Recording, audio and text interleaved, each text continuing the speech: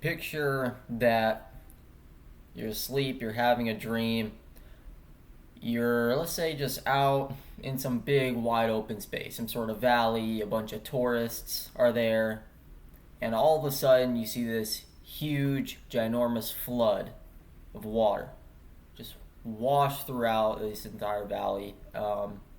Given how dreams are, obviously sometimes you can view things from a different perspective randomly. So maybe you see the water wash out the entire valley, and then all of a sudden you have this remote viewed perspective of the entire globe of the earth from space, and you're seeing the water just washing over all the land. It's just this great global flood, and the last thing you see before you wake up is you just back down in the grounded perspective, getting all that water of that entire global flood just washed over you.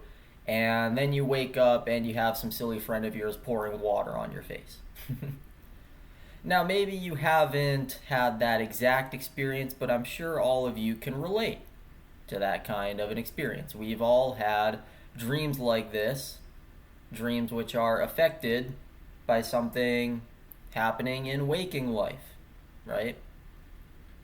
And not just affecting the dream from a personal subjective standpoint where it's like, okay, the friend's pouring water over your face in waking life, and then in the dream life you're kind of there just feeling like wet all over your face or something. No, it can even translate to global consensus experiences in the dream life, right? Like all those tourists in the valley with their cameras, oh my god, they're taking pictures. All of a sudden their cameras are taking pictures of this flood coming, and obviously that's just before they realize what they're taking pictures of. The tourists, if they're normal, they're going to then drop their cameras, stop taking pictures, and start panicking. But the point is that all these other people are seeing the same thing. It's not just that your face feels wet in the dream. There's all this water. It's going to wash over all of you, the entire world. Even their cameras and their devices, they could take pictures of it, upload it to YouTube if there's YouTube in this dream universe, right? So we've had experiences like that. All of us have had dreams like that where something affects the entirety of the dream life. It happens quite a lot. But now, picture this. Picture that you're having another dream. And in that dream, there's this goblin chasing you around. Just this sort of green and purple, weird colored, whatever, medieval type goblin chasing you around. And all of a sudden, you wake up, go to the bathroom, look in the mirror, splash some water on your face. Your friend comes in, asks you what you want to do today. All of a sudden, the goblin attacks him. And no, you're not going to wake up again. You're genuinely awake now. Has this ever happened to you? No. What's the difference there between dream number one and dream number two? Well, obviously, dream number one is an example of cases that you've all had experiences with, right? Dream number two is not. But let's formalize it more.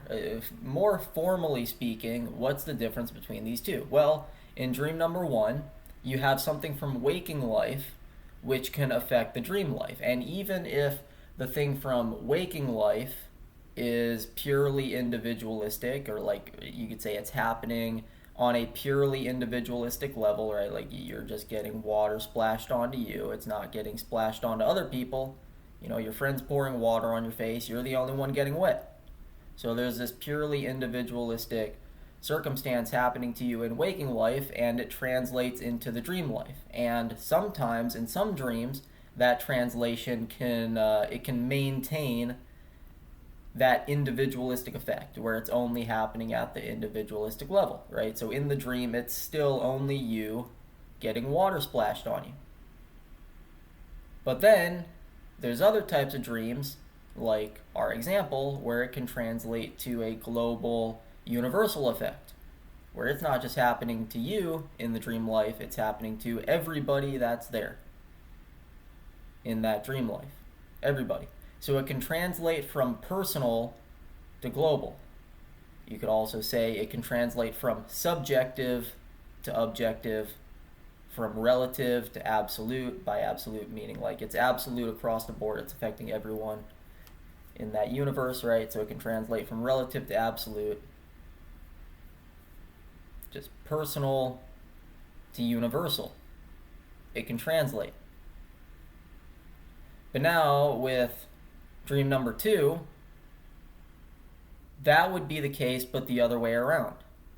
Now you're having either something personal or objective in the dream life now translating not just to a personal effect in waking life, but a universal effect. Now, yeah, the goblin only attacked your friend once you woke up, so you could say, okay, well, maybe it's not universal, but even so, okay, that's the point. With dream number 1, we got a very clear translation from personal to universal once we were going from waking life to the dream life. But now with dream number 2, we're not even making it fully universal.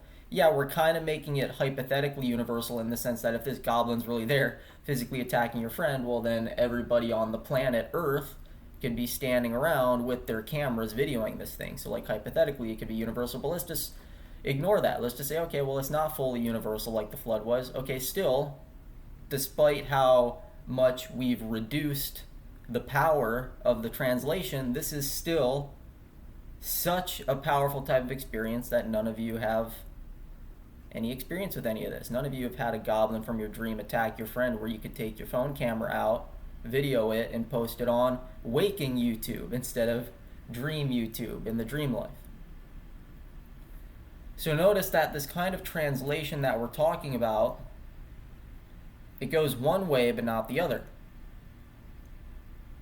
Now, of course, I'm not getting into all sorts of metaphysics here. I'm not saying that there's no such thing as realities where it doesn't go the other way. I'm just saying, like, it's never gone the other way. Nobody here has any experiences like that. The translation goes one way, meaning the translation can amp up from the personal level to the universal level if it's going in the direction of waking life to dream life.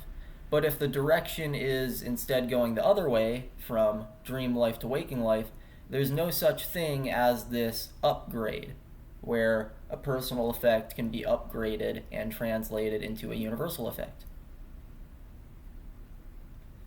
The only effects that carry over from dream life to waking life are effects that purely get translated into some personal effect, like maybe your blood pressure rises. But that's the other thing. It's not just about translation from personal to universal or universal to personal. It's also about proportional to disproportional. Now, that's not really, I don't think that's the best term I could be using. So let me explain my usage of the term proportional here, right? What do I mean by proportional versus disproportional? Well, by proportional, let's look at that one example. So let's say you have a goblin chasing you around in a dream, and there's some doctor doing a sleep study on you in waking life. So you're there, you're asleep, the doctor's beside you in your bed, they're measuring your blood pressure, and while you're having this dream with this goblin chasing you around, there's a measurable effect that the doctor can see. Even in waking life, they can see that your blood pressure is rising. Your heartbeat is rising, right? So yeah, there are effects that carry over from dream life into waking life, but is blood pressure the same as a goblin? No. That's what I mean by disproportional. Sure, yeah, you have the effect of one carrying over into the effect of the other, but the effects don't match up. You're not seeing a dream goblin and then a waking goblin. That would be proportional, right? If there was some dream goblin chasing you around and then that translated into a waking goblin, that would be proportional, right? Because the levels, the effects are proportional to each level. You have a goblin at the dream level, right? And then you have another goblin at the waking level. So I'm not even saying they have to be the same exact goblin. Obviously, they could be the same exact one. That would make our analogy here even more powerful, but I'm tying both hands behind my back. I'm purposefully weakening my argument here. I am purposefully straw manning it downgrading it by saying the goblins don't have to be the same. It doesn't have to be the literal same goblin from your dream life hopping over into waking life through some sort of portal or something. No, it can be like that. Certainly, the point I'm making here would still hold up, even if we're saying that, because it's not like you've experienced that either. It's not like you've experienced some sort of dream goblin hopping over into waking life. So it can be like that, and my point here would certainly still hold up if it were like that. But I'm saying that it doesn't even need to be like that. It doesn't even need to be the same exact goblin hopping over from dream life into waking life. You could have an entirely different goblin that looks the same and has the same traits, at least, even if it's not the same exact one, just as long as it's the same kind of general thing rather than something entirely different, such as blood pressure. That's fine. You would still have what I'm calling proportionality, because you would have, yeah, two different goblins, but they're still proportional to each other, right? You have that goblin at the dream level, and then you have that same kind of a thing, that same kind of a goblin at the waking level. So it's proportional to each level. What you're seeing at the dream level is proportional to what you're seeing at the waking level, even though, yeah, they are different levels and they are different goblins in this case. So that's what I mean by proportional versus disproportional. There are disproportional effects that carry over from dreams into waking life, such as the goblin translating into a rise in blood pressure or a quickening heartbeat. Proportional effects? Well, not really. At best, again, you could argue that there's some proportional effects that happen at the personal level and so on. So like, okay, maybe your blood pressure rises in a dream and then it also rises in waking life. But now what about this? What about effects that carry over which are both proportional and universal? So that would be like the goblin attacking your friend, such that you could capture it on camera after you just dreamed about this goblin. That would be like the global flood thing going the other way. So instead of the global flood happening in the dream and then your friend's pouring water on your face in waking life, picture if it went the other way. Picture if your friend was there in your dream, not your literal friend, just like you're seeing a copy of your friend in your dream, as we all do. We all have dreams where we dream about friends and family. Picture your friend comes up to you in the dream, starts pouring water on your face. You wake up, you're genuinely awake, you're not still asleep, and all of a sudden some flood's happening, right? Has that ever happened? No. So when we talk about effects that translate over into a case of being both proportional and universal, those only carry one way. They only translate in one direction.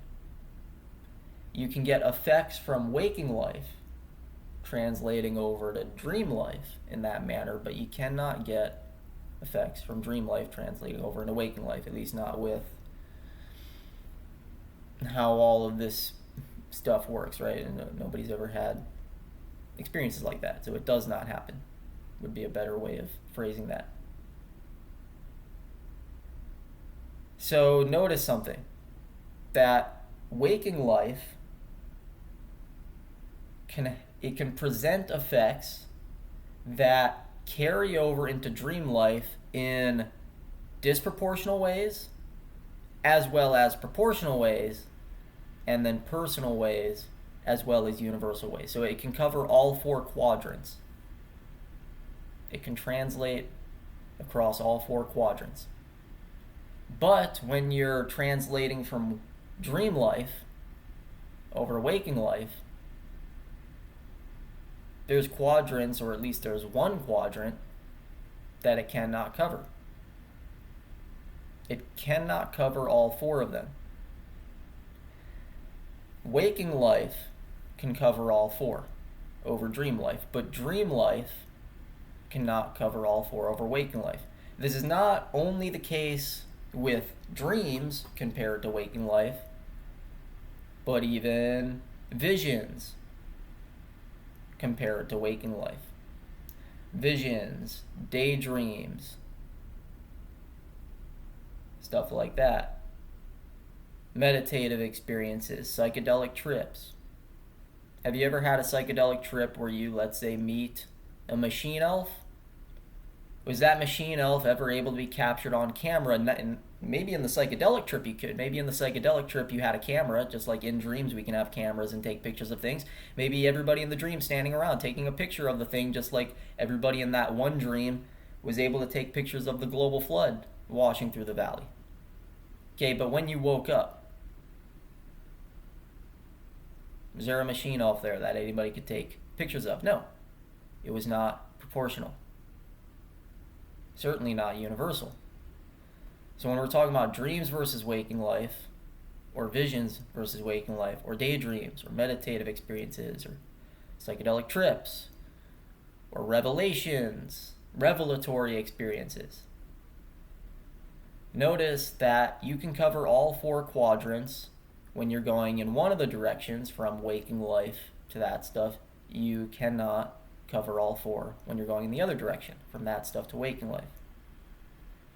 So waking life quite literally has more diversity over the quadrants. It has more dominance over the quadrants. It can affect that stuff more than that stuff can affect it.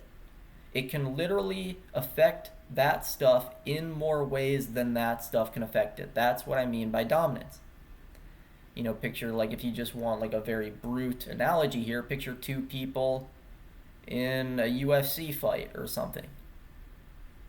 Okay, if one guy's able to land all his hits and the other guy either can't land all of his hits or he does land some of them, but then the guy doesn't even flinch, right? Like, those hits don't even make the guy flinch.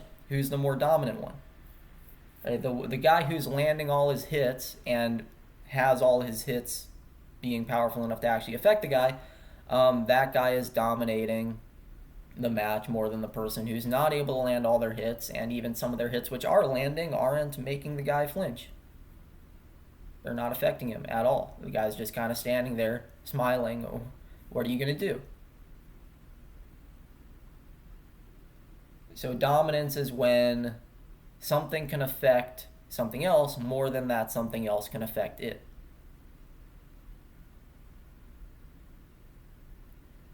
So this is something I run into where people will say, oh, well, you know, look at how real dreams feel. Yeah, they feel real. Look at how real visions can feel. People all across the globe throughout history have had experiences with religious visions or spiritual visions or revelatory experiences, and they'll be like, well, it feels so real. Yeah, like I've said constantly all over my channel, I have all sorts of experiences like that. Yeah, they feel real. I'll even grant you that they can feel more real than waking life. But see, that's where people get trapped in a very subtle but very important mistake. Is they'll look at how real this stuff is, how real it feels, even the fact that it can feel more real than waking life, and they'll use that to say, okay, therefore, this stuff is more real than waking life. It's more real than waking life because it feels more real. Or it's at least as real as waking life because it certainly feels as real in a lot of cases, even if you're not a person who has ever had an experience where it felt more real. So it's at least as real, right? Why should we discount dream life? Why should we say that dreams are not real while waking life is? Dreams feel as real as waking life. We all have experiences where we're in a dream and we think we're awake until we wake up. What if it's the same for waking life? What if we think we're awake, but we're not? These questions are all fine and good to ponder, but they're missing something. They're missing an entire, giant, massive factor that needs to be taken into account, which is that even if these experiences feel just as real or even more real than waking life, none of that affects the fact that waking life still has more dominance over them. So we're basically looking through two different frameworks here. There's an intra-framework versus an inter-framework. I'm talking about Latin prefixes here, or maybe they would be Greek. I can't remember. So like international, right? Like that prefix inter. I can't remember if that's Latin or Greek as an etymological root. But we're looking at those kinds of roots and prefixes, right? You have inter, as in like international, versus intra, as in intranational. They mean different things. So intra means inside of, inter means between, right? So like if you talk about an international meeting or an international competition, like the Olympics, that's a competition between different nations, right? It's not just taking place within one nation. No, it's between different nations. That's why it is international. Whereas intranational would mean the competition's just taking place in one nation. So it would be like a national championship or something. So like the Super Bowl, right? You look at the Super Bowl or NBA finals. I'm obviously using examples from here in the US, but those are national competitions, right? They're competitions that happen within this nation of the United States. That's intranational. So when you're looking at the realness of these dreams and the realness of these experiences, that is intra. You're looking at what's going on within the content of the experiences themselves. Not just the content, but you could even say you're looking at the structure of the experiences themselves. That clearly there's something about the structure of them which is able to make them feel as real or even more real than waking life. So you're looking at the structure and you're even looking at the content within that structure, but either way, you're taking an intra perspective.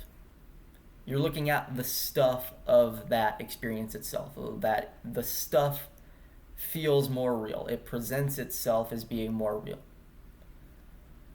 But now, if we take an inter perspective instead, looking between these experiences, for example, between dream life and waking life, between revelatory life and waking life, if we look between these, immediately waking life asserts its dominance.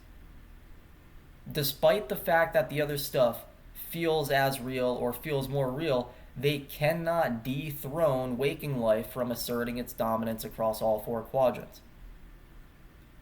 So as much as you could argue that these types of experiences are more real based on the intra perspective, as soon as we move to the inter perspective, you can't really make that argument anymore. You can't really make that argument anymore. And people will try to, come up with reasons for this, like, oh, well, that's just because, like, so if you're a New Ager, you'll say, well, the reason that waking life is so dominant is because we're here, we're souls trapped in these bodies, and we can't escape, or, like, Earth is a school and all that, and, like, they'll say all this. Okay, you can come up with as many narratives, as many stories, and as many explanations as you like, but at the end of the day, it still has its dominance, and all your stories and all your explanations about why the dominance is there, how are you able to assert those explanations if you've never relinquished the dominance? Think about that. They come up with all these explanations basically trying to say, okay, well, yeah, it's dominant, but feasibly there's something out there which transcends the dominance where it's no longer dominant. How do you know? Oh, well, because I had some vision. Oh, wait a minute. You're just going back into the other stuff now. You're just going back into the intra stuff, right? You're saying you had some dream, some vision, some experience, and it felt real to you, and in that experience you saw stuff beyond waking life. Therefore, okay, that stuff has to actually be real. But wait a minute, you're only using the intra framework again. You still have not avoided the inter framework. The reason why is because avoiding the inter framework would be much more difficult. If you really want to assert that you've discovered through the inter framework that there's stuff beyond waking life, you better find something that can translate from personal stuff in that beyond into universal stuff here. such as bringing a goblin back from one of these experiences. Obviously, it doesn't have to be that, but you get what I mean. It doesn't even have to be empirical in that way. So, for example, I'll give you one example of a level right now that you could say is beyond waking life, even if not in some literal sense. We'll talk about like Platonism versus nominalism, but at least in some sort of effective sense, like what we're talking about, here's one which is very uncontroversial: mathematics. I mean, are numbers real? Think about it. You've never seen a number, have you? I mean, yeah, like you've seen symbols for numbers. You've seen the way we write the symbols to represent the numbers and point to the numbers. So you've seen the symbol for the number 2 and the symbol for the number 3 and so on. But those aren't numbers. You know, like you picture you're looking at 4 rocks. Okay, so the number 4, rather than just being the symbol, a more accurate depiction of the number 4 would be to look at a set of 4 stuff, such as 4 rocks in front of you. But even then, you're not seeing the number 4 itself all on its own. You're seeing 4-ness expressed by these rocks, right? These rocks are arranged in such a way so as to express 4-ness. Kind of like if you take some tree branches and arrange them together in the shape of a triangle. Okay, you're not seeing a literal pure triangle as its own thing in and of itself.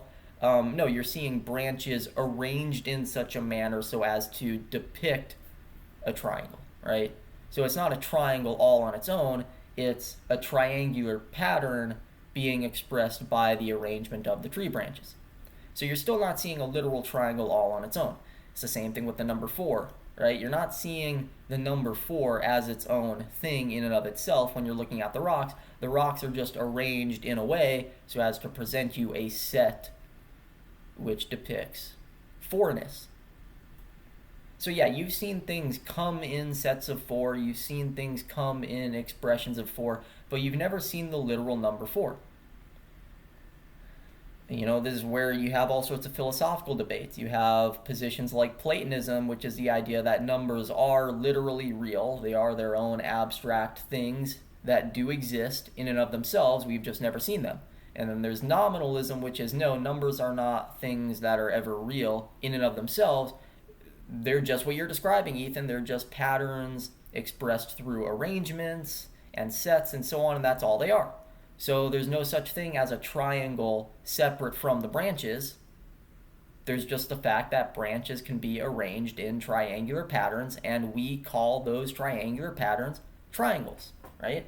It's just a description we use to describe arrangements that happen in nature. That's a sort of nominalistic perspective. I myself do not take either of these positions. I don't commit to either of them. Whichever one is true is whichever one is true. I don't delve into that. But my point is that numbers may or may not be real things in and of themselves. Either way, you've never seen a literal number, like a number in and of itself.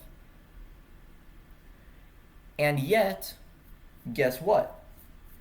Every time you have a dream or a waking life experience or a revelatory experience, it is always the case that 2 next to 2 is 4. You've never had an experience where 2 next to 2 is 5 without the 5th appearing. Maybe a 5th one appears or so on, but picture 2 next to 2 being 5 without the 5th appearing. So like it's neutrally 5. You don't have to add anything. It neutrally is just 5. Just like 2 next to 2 just is 4. It's not like you have to get some new objects appearing or disappearing for it to be 4. It just neutrally is 4. It just is 4. Like 4 is 4. 2 plus 2 is not something different than 4. It is 4. So when you say that 2 next to 2 is 4, you're just saying that 4 is 4. Picture if instead it were the case that 4 is 5. Right? So 2 next to 2 just is 5 without needing any new 5th item to appear. Waking life doesn't do that. Dreams don't do that. Revelatory experiences even don't do that. Now, does this mean I'm saying there's no such thing as a way to break mathematics? No, obviously I've talked about all sorts of illogical topics before, but my point is that even if mathematics can be broken, it still is dominant enough to hold across all consistent scenarios, right? Consistent scenarios. Scenarios where you're not getting those sort of neutral effects where somehow 4 is 5 neutrally even though it's not 5, like, right? Like cases where it's just neutral and consistent, you're always going to have mathematics hold. It's always going to assert its dominance. So across all consistent scenarios, mathematics, and for that matter, standard logic, asserts its dominance. But notice something, that even if we're just looking at consistent scenarios, still dreams do not assert their dominance over all of them, right? Again, waking life is a consistent scenario. You're here in waking life right now. This is a consistent scenario. You're not seeing 4 being 5 without a 5th appearing. I mean, you're not seeing any of that inconsistent stuff. It has consistency. So waking life is a consistent scenario. And like we said, dream life is not able to assert its dominance over it. So there are consistent scenarios which dream life cannot assert its dominance over, which revelatory experiences cannot assert their dominance over, all that stuff, right? There are consistent scenarios that they do not have dominance over. But when it comes to mathematics, there are no consistent scenarios at all which are not underneath the dominance of mathematics. Mathematics asserts its dominance over all consistent scenarios. If we want to talk about illogical, inconsistent scenarios, sure, we can talk about that. But even if we just focus on the consistent ones, mathematics asserts over all of them. Dreams do not. Okay, so you might be asking, well, Ethan, wouldn't that mean that mathematics is only equally as dominant as waking life?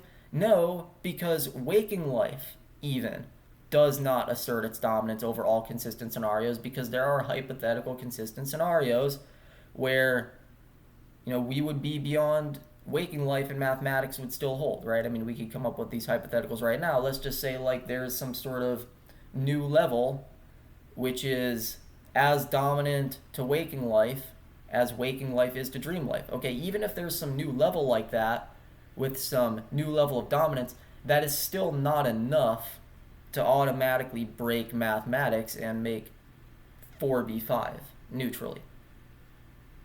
It would be very easy to have some new level like that, and still, just like in the dream, how 4 is 4, just like how in waking life 4 is 4, same thing. Up at that new, even more dominant level, 4 is still 4. The new dominant level would still be more dominant because, well, it's able to affect waking life across all 4 quadrants. By the way, I'm not even saying that there's some specific level like what we're talking about. I'm using mathematics as an example of a level that's more dominant than waking life, but I'm talking about an example here that would be more experiential, right? So like dreams are more experiential, waking life is more experiential. Picture if we found some new experiential level which is more dominant than waking life. Well, it could assert its dominance over waking life while 4 still equals 4 there, just like waking life can assert its dominance over dream life even while 4 still equals 4 here. So having some new dominant experiential level like that is still not enough to automatically break mathematics. It's still not enough to automatically break logic. We don't even know if there's such a level, and yet even if there is, it's still not enough. So waking life would fail to assert its dominance there if there's such a level, and yet that level would still be a consistent scenario which is not breaking mathematics. So waking life also does not have dominance over all possible consistent scenarios. Right? We don't need all these consistent scenarios to be real. We can just refer to them as possibilities, right? Things that could maybe potentially be there for all we know, right? Like epistemic possibilities. I'm not talking about metaphysical or ontological possibilities. I'm talking about epistemic possibilities, meaning like for all we know, there could possibly be these levels that we're talking about. And even if there are these levels, well, these would be levels that are consistent scenarios, which waking life would not assert dominance over. Therefore, waking life does not assert itself over all possible consistent scenarios, whereas mathematics does. It asserts its dominance over all possible consistent scenarios.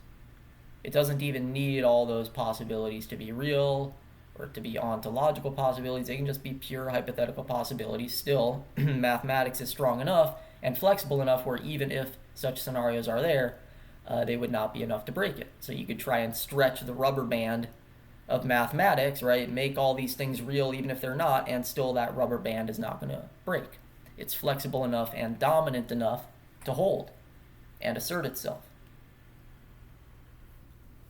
So yeah, dream life is not as dominant as waking life because there are aspects of waking life that it cannot do that personal to universal proportional translation to. And then mathematics is even more dominant than waking life because there are consistent possible scenarios in which mathematics would hold and assert its dominance universally across the entire universe of those levels, just like 2 next to 2 just is 4 across the universe here, right? Go to Mars, put 2 rocks next to 2, it'll still be 4. You could try and be skeptical of that, but, at least for all we know, so it'll be universal. So I'm not even trying to say that there's no such thing as stuff which is more dominant than waking life. And mathematics and logic are very academic, very uncontroversial examples of stuff that you could very reasonably argue are more dominant than waking life, just like waking life is more dominant than dream life. And I'm not even going to say that there aren't more dominant levels even beyond mathematics that do start to get very fuzzy and very irrational and very illogical. I mean, for all of you listening who have looked into like kinetic studies and my sort of exclusive stuff like that, you'll know that that sort of stuff asserts that dominance even further than mathematics does, and yet, well, look at how crazy it is. So I'm not trying to be a strict rationalist here. I'm certainly not saying that waking life is the end-all be-all. No, again, mathematics and logic already right there, very uncontroversial examples where waking life is not the full story that we need in order to understand the universe. I mean, you obviously need math in order to understand how the universe works, right? Because of its dominance. It has universal effects because of its dominance. So, yeah, I mean, waking life is not the full story. Now, that doesn't mean that there are experiential levels beyond waking life. I'm not saying that either. I'm remaining neutral on that. I'm just saying that even if there aren't such experiential levels, still, we have other examples of stuff like numbers. Numbers are not experiential, at least not in and of themselves, right? They can either be platonic or nominalistic. So they're not experiential in and of themselves, and they still assert such dominance over waking life. So yeah, I'm not trying to stop us at waking life. I'm not trying to say that that's the end-all be-all. Instead, my point is that even though we can entertain and talk about all sorts of stuff that is genuinely more dominant than waking life, dreams are not it. They're not at that level. Sorry, we don't need them. I mean, a lot of people try to put dreams at that level because, again, they're looking at the intra perspective where it's like, well, look at how real they feel. Okay, well, yeah, they feel that real, but I mean, as soon as you look at the inter perspective, is not enough. You look at how each of these things relate between each other, now it's not enough. So, whatever there is beyond the level of dominance that waking life has, it's not going to be what you find in dreams. It's not going to be what you find in revelatory experiences. It's not going to be what you find in religious experiences. It's not going to be what you find in spiritual, mystical types of experiences. Because none of that stuff asserts that kind of dominance. So yeah, I'm disqualifying that stuff. And as soon as I do that, I mean, this is where, like I've said, I'm not spiritual anymore. People hear me say this, and they'll think, "Oh, Ethan's just a materialist now."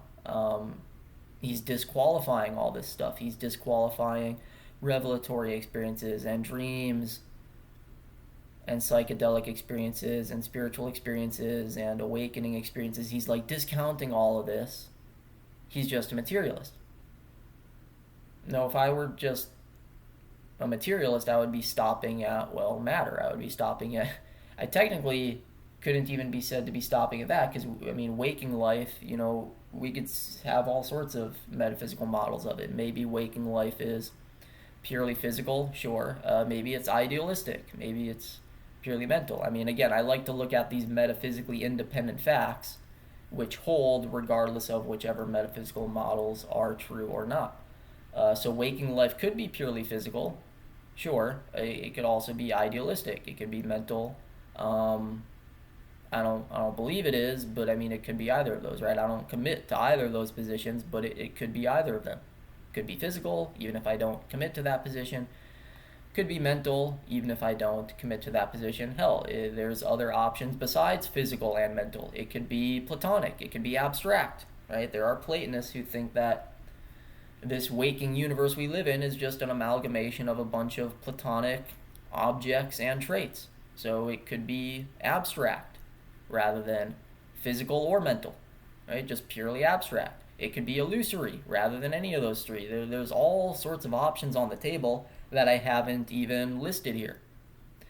But whichever one of these options is true or not, it is still the case that waking life has that dominance that it asserts. So if it's physical, okay, it's a physical thing asserting that dominance. If it's mental, okay, it's a mental thing asserting that dominance.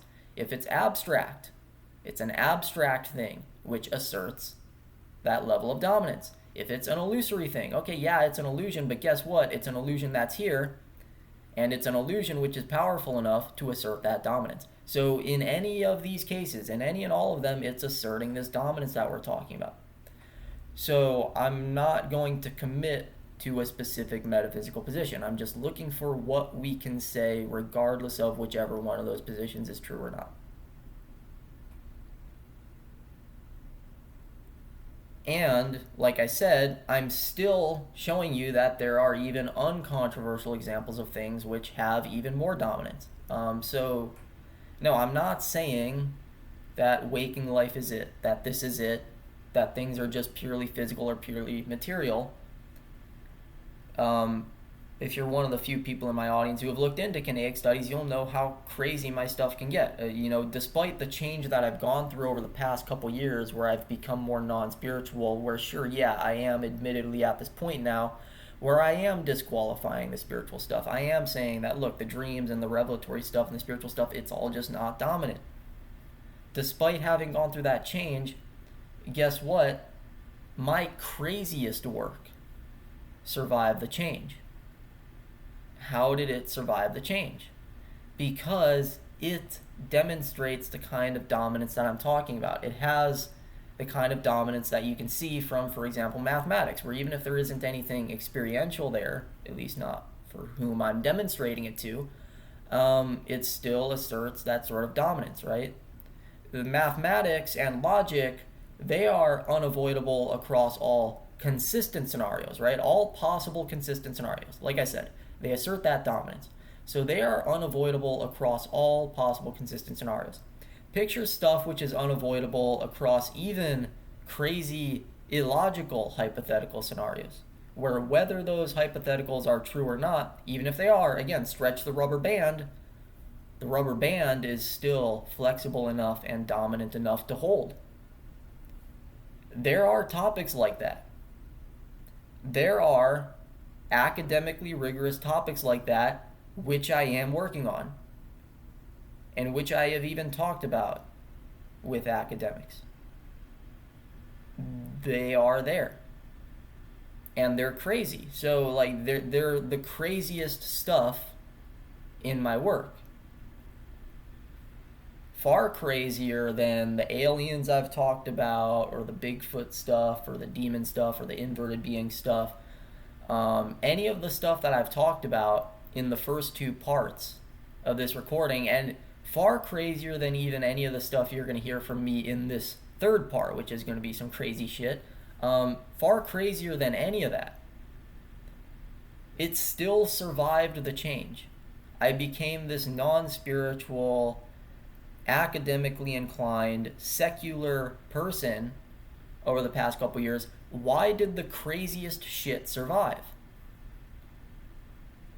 It's because truth does not discriminate. Truth does not discriminate between the boring stuff and the crazy stuff. Like I said, you gotta have genuine open-mindedness. You gotta be able to rise or drop on demand. That is how truth works. If something is able to demonstrate itself and demonstrate its dominance, and it's a boring explanation, you've got to accept it despite how boring it is. But likewise, if it demonstrates its dominance and it's the craziest shit you've ever heard, well, I guess the craziest shit you've ever heard is legit then. Because, look, it's demonstrable. Truth does not discriminate.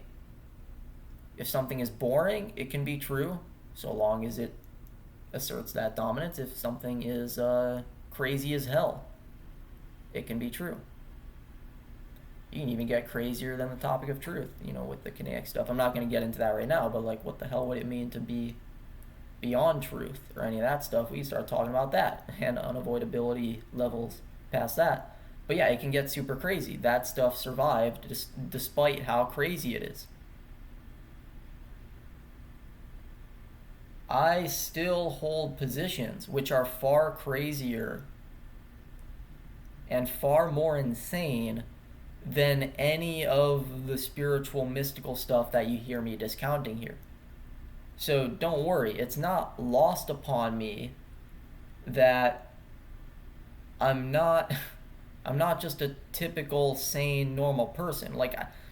Here's the difference. If you go and, let's say, watch a video where it's a scientist or an academic philosopher disqualifying all this spiritual stuff, they're going to be dunking on the spiritualists, right? They're going to be dunking on them. They're going to be making themselves sound like they're more sane, they're more rational, they're more normal, right? And how are all these spiritual people believing in all this weird shit, right? They're presenting themselves in a way where it's like, look, I am the more put together individual. I am the more rational one. I am the more sane one.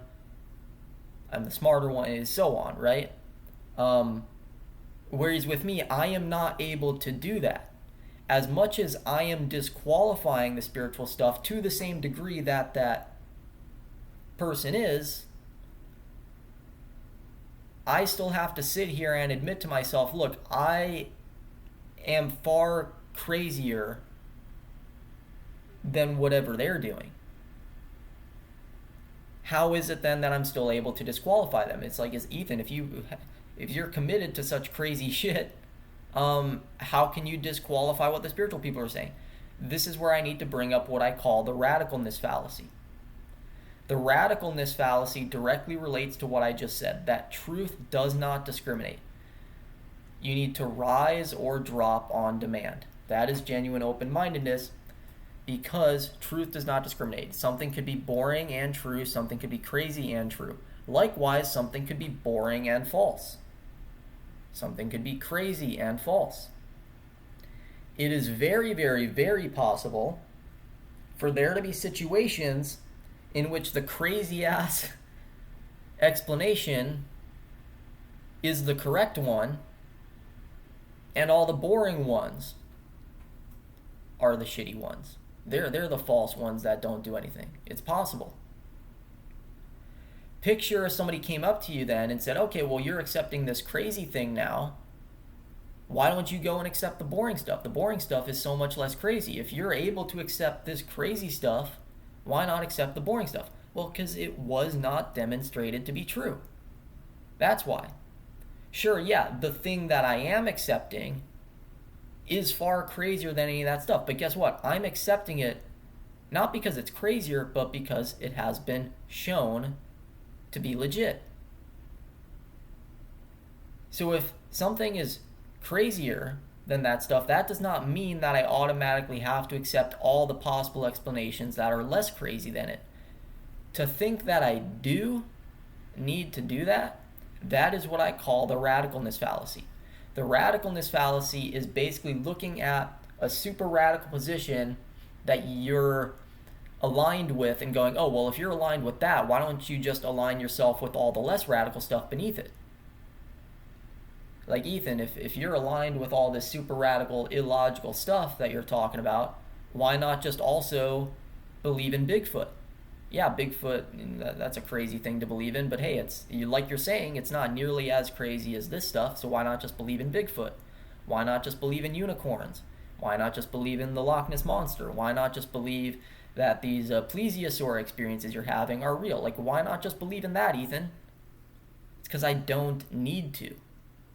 Yes, that stuff is far less radical than the stuff I'm aligned with. That still does not mean that I need to align with that stuff in turn.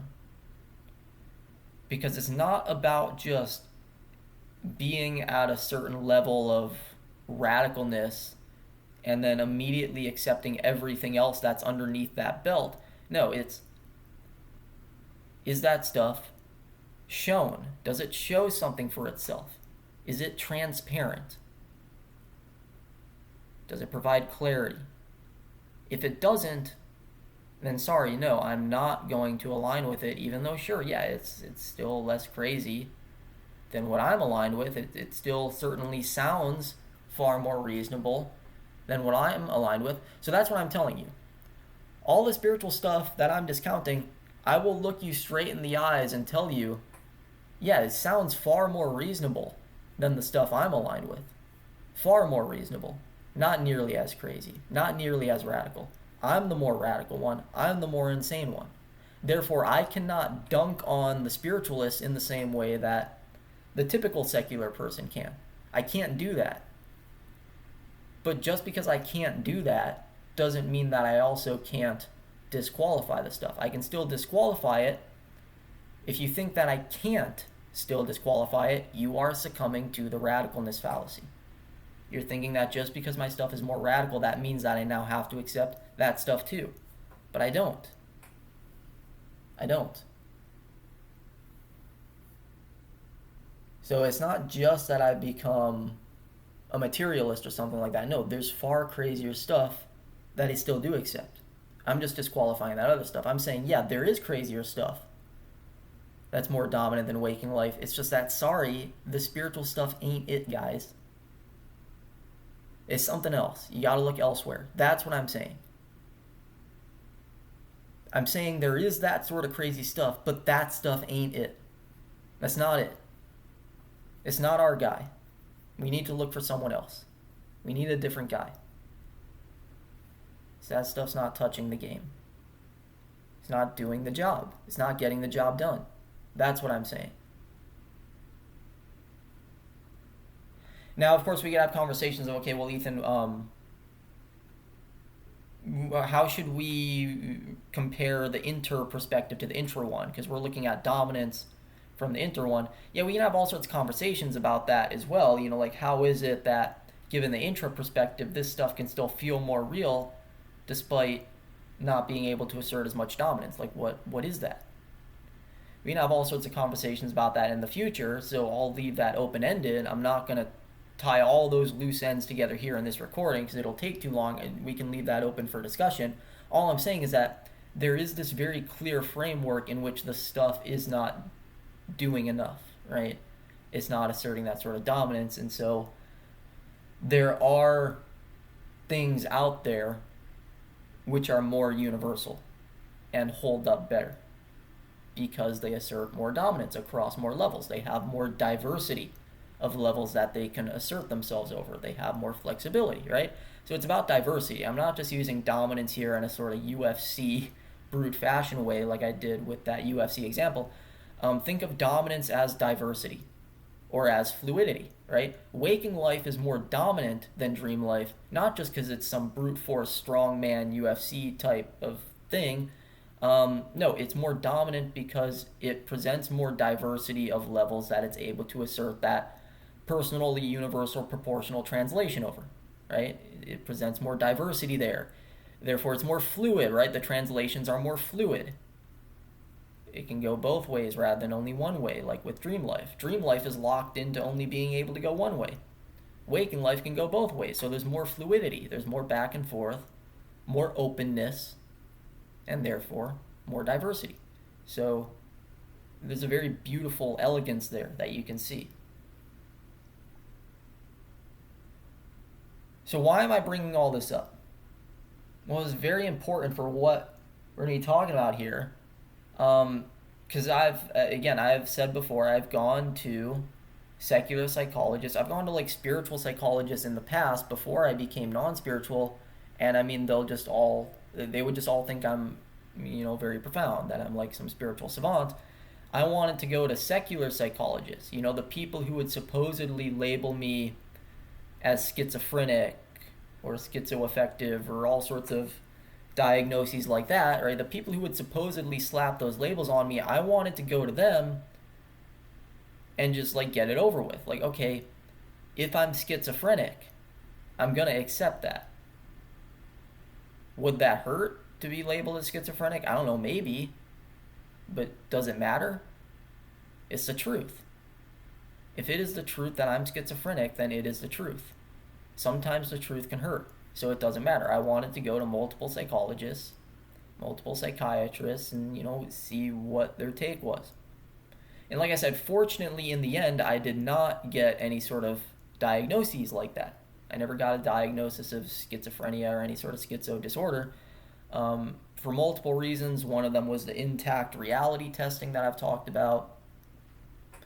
Another one was just because, typically schizophrenia starts in your 20s at the earliest. It's like 13 to 16 years old.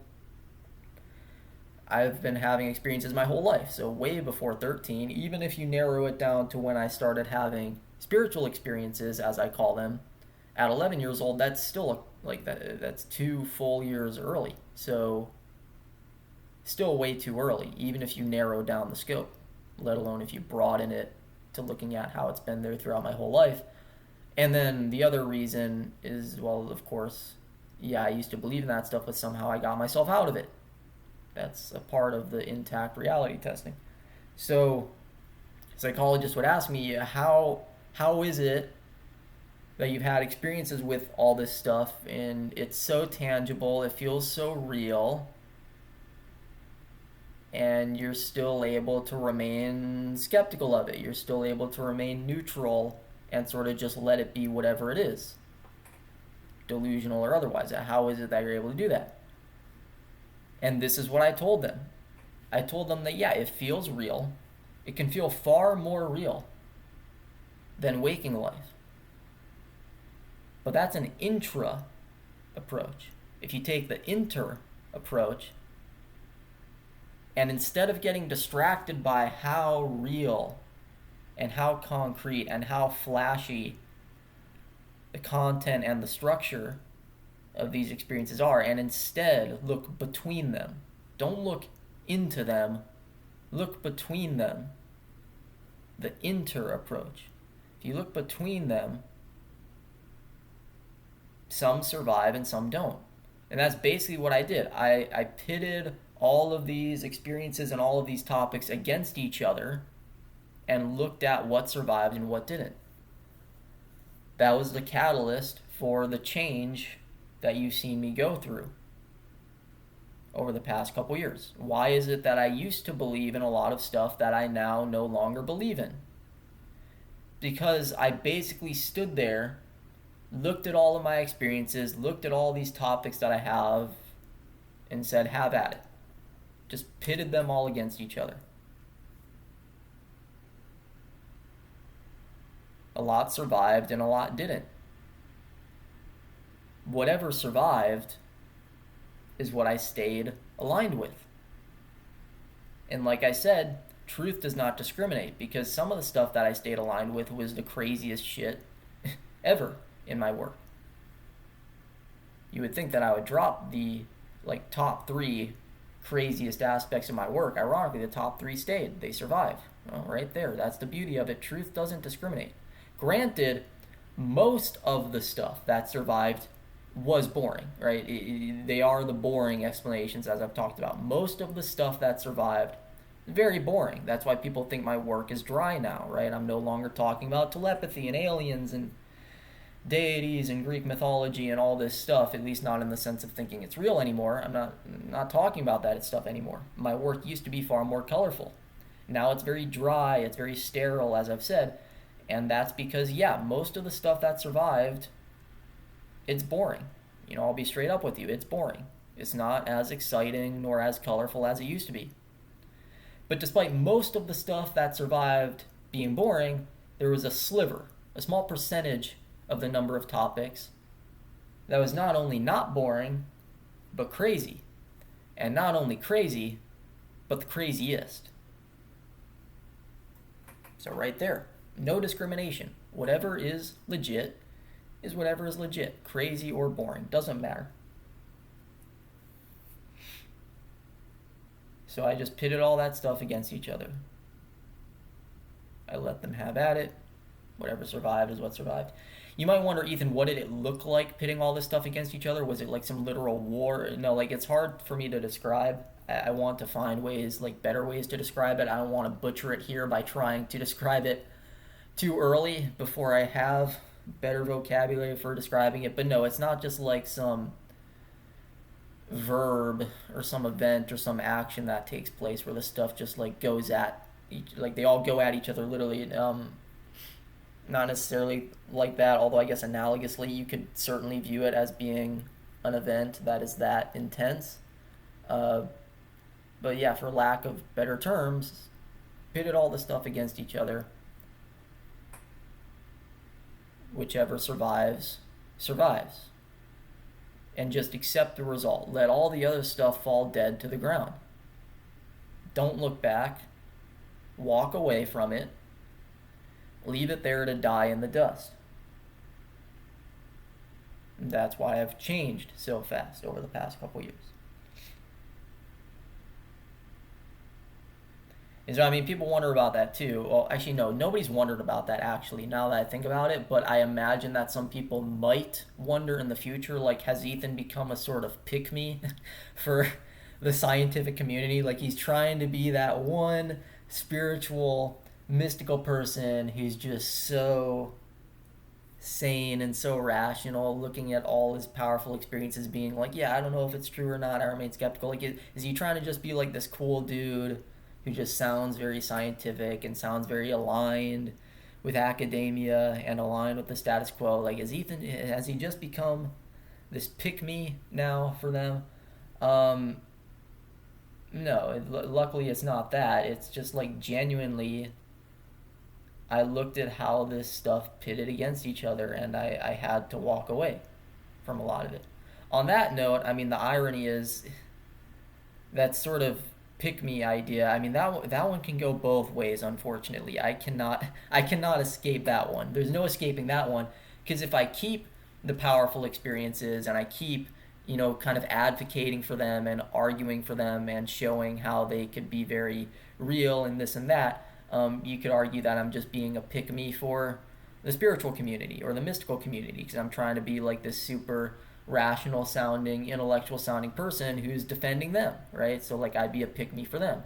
But then of course, if I go the other way with it, as I actually have, then you could argue I'm instead being a pick-me for the scientific community. So either way, I'm going to look like a pick-me, so I kind of just have to accept that harsh reality, that either way I'm going to look like a pick-me. So just go with whatever works. Go with whatever asserts that dominance, that diversity, that fluidity, and whatever happens, happens. Look the other way and keep walking. Keep doing the work, whichever direction it leads in. And so this is where, like I said in the first couple parts of this recording, this is what I promised you I was going to talk about. What do I mean when I talk about something being real in the way the computer that I'm speaking to is real versus, let's say, like the plesiosaur? Well, the computer is something that can do things like the friend pouring water on your face, where it translates to a universal proportional effect in dream life where everybody's able to take pictures and so on, right? Like, certainly there have been sounds blasted out of my computer while I'm asleep which translate in that sort of a way while I'm dreaming. So this computer has that sort of dominance to it. Does the plesiosaur have that sort of dominance to it? No. You yourself might be thinking, well, thank God, yeah, I don't want to see a plesiosaur. But yeah, so I mean, the computer can do that translation. It can translate from personal to universal and proportional. The plesiosaur can't. And there's never been an experience where, for example, I get my arm bitten off in one of these experiences, and then I literally have my arm bitten off and I gotta go to the hospital, or like I could like take my phone out and record it for you guys, post it here on YouTube, be like, look, just got my arm bitten off by a plesiosaur, right? It doesn't go that way. The direction of the translation does not go that way. It flows in the direction from the computer. It does not flow in the direction from the plesiosaur. That is how it's one of the ways I'm able to tell the difference, right? I've also talked about the windshield thing, like in the past part of this recording, the last prior part to this recording, I talked about that windshield thing. That's another way that I can tell. So when psychologists and psychiatrists have asked me, how are you able to tell the difference? These are the sorts of things I tell them. I tell them about the windshield thing. I tell them about the dominance thing, and so on. Obviously, like the dominance thing, that's not one I've actively used throughout my whole life. The windshield one, that's an example of one that I have. The dominance one is more recent. That's more like I said, in the past couple years, I've pitted the stuff against each other to see what survives. So that one's more recent. There's other ones that have been there throughout my whole life, which allow me to tell the difference in other kinds of ways, at least as far as other topics go. So it's like even before I did the dominance testing, sure, yeah, I believed in the spiritual stuff back then, but I was still able to tell that it was different than the computer. Whereas after the dominance testing, I could also tell the difference, and then now the difference is enough where I don't believe in the spiritual stuff in the same way that I believe in the computer. Not anymore. It used to be both. I could tell the difference between both, and I would still believe in both. Now, I can still tell the difference between both, but I no longer believe in both. I only believe in one of them, at least as far as comparison between those two sides. There's other sides I also align with, like I said. Not just the waking life stuff, such as the computer. So yeah, as I promised you, in the past two parts of this recording, I was going to explain to you how is it that I'm looking at that difference, and that's how. That's what I mean when I say the computer versus the plesiosaur. On that note, though, like I said, I obviously still have these experiences, and yeah, they still feel just as real as they ever have. You heard how much the plesiosaur experience affects me. I'm still able to pull through, like I said, but there's clearly still effects there. Post-trauma responses, even involuntary ones that are as involuntary as vomiting, like I've said. So yeah, clearly the stuff is still being experienced, and clearly it still feels very real. It can feel just as real as waking life. It can feel even more real than waking life. I'm not discounting any of that intra stuff. I'm merely comparing it to the inter stuff, kind of showing you the difference. Because from the intra perspective, yeah, very tangible, very lifelike. And so when you have beautiful experiences, divine experiences that have that same level of realness and surrealness and hyperrealness, where I mean it can feel infinitely more real than waking life.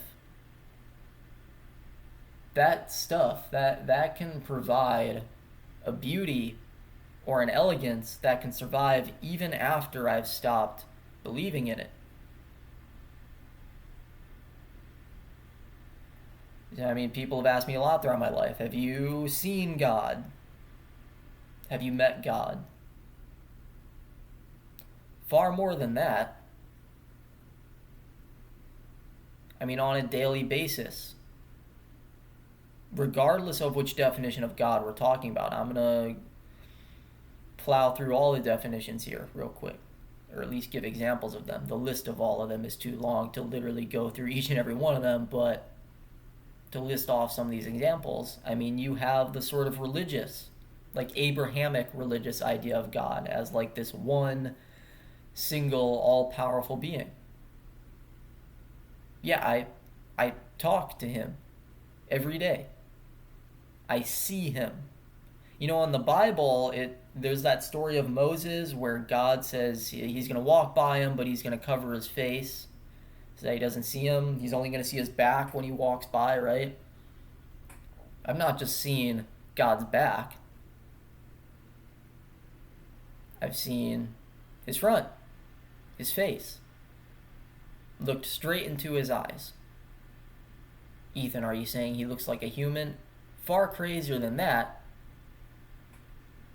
Saying he's so infinite and radical and powerful and so on that he can not have a form and still have a form at the same time. Like, he can completely lack any sort of anthropomorphic human form and just be like a pure, omnipotent infinity, and still, at the same time, have eyes that you can intimately look into. How is that possible? How is it that you can have the intimacy of anthropomorphism without the anthropomorphism? Well, that's how it is. We'll look straight into the eyes of God, intimately, every day. So this is where, I've had pastors and priests ask me this in the past. I live in Oklahoma, here in the U.S. Obviously, Oklahoma, this is like the reddest state politically. It's the politically reddest state in the entire goddamn country. It's very religious also. I mean, conservatism typically correlates with religiosity. There's a lot of religious people in this state. There are people who will just walk up to you and try to talk to you and ask have you heard of Jesus? I mean, that happens in all the states, but like especially here, people will walk up to you. Have you heard the word of God? They'll try to invite you to a Bible study, that sort of stuff. I've also interacted just with pastors and priests in their own church. It's not like I haven't been to church before. My family is Christian. I've been to church a lot. So I've had old pastors and priests ask me, do you believe in God? What I tell them, at least nowadays, is I see God, but I don't believe in God. Very hard for them to figure out what that means. When spiritual people hear me say that, they typically think, oh yeah, I get what you mean. Like, you directly experience God. He is not just a belief for you. No. I don't use the word belief in that way. I use the word belief in the established definition. That if you, for example, directly experience something such that you're conscious of it and you know it, like you know it, well, guess what? Knowledge is still a kind of belief. It's not just a belief. In standard academic philosophy, knowledge is referred to as true justified belief. So it's not just a belief. It's a true justified belief. I like to instead phrase that as knowledge is a sufficiently justified belief, because it feels a little bit circular to say that it's a true justified belief, right? Because you're trying to define knowledge by saying that knowing something means that the thing is literally true, but then you're saying the definition is that it's a true justified belief. So that always felt a little bit too circular for me.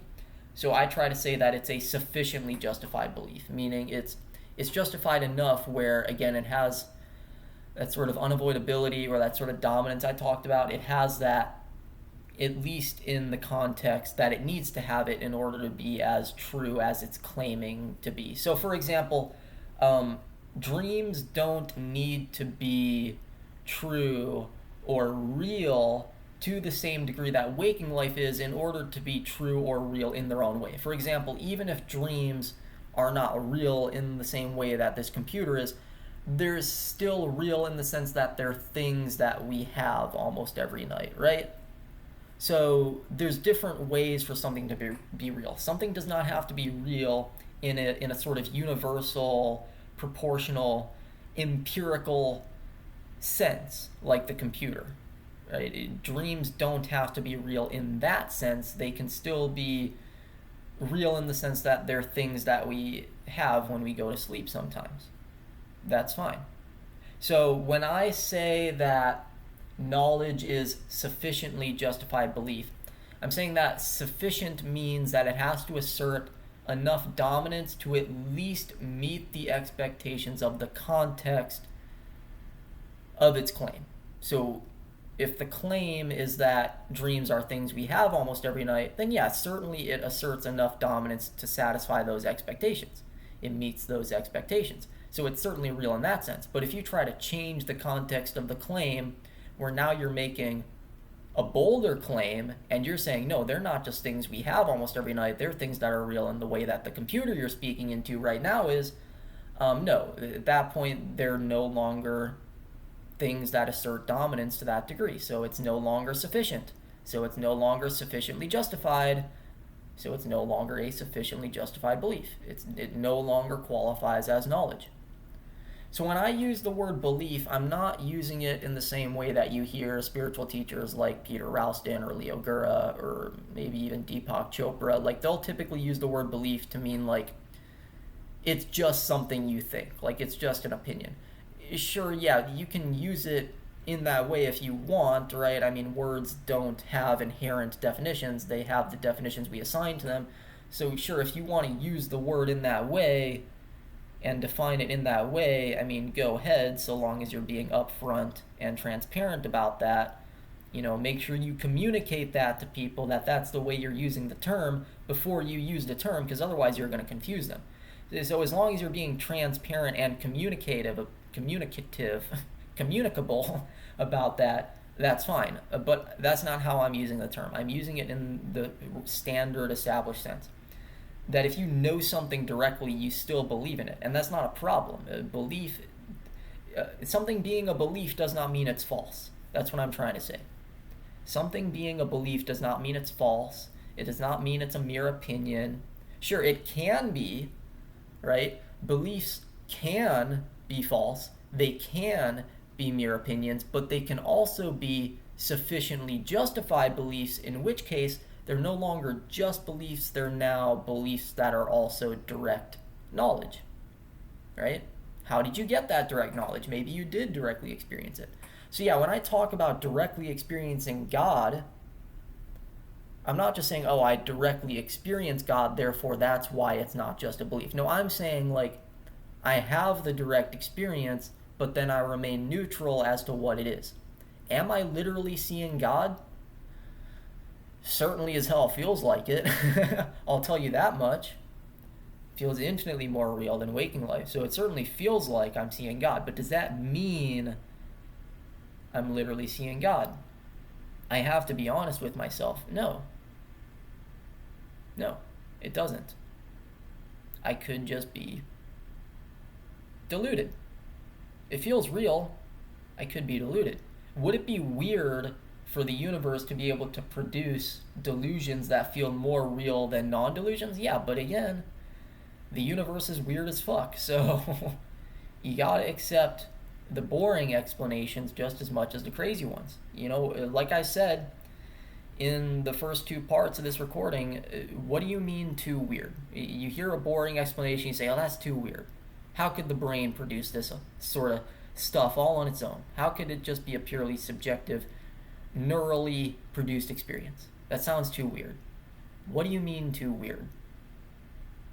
I don't care how weird it is. I don't care how boring it is.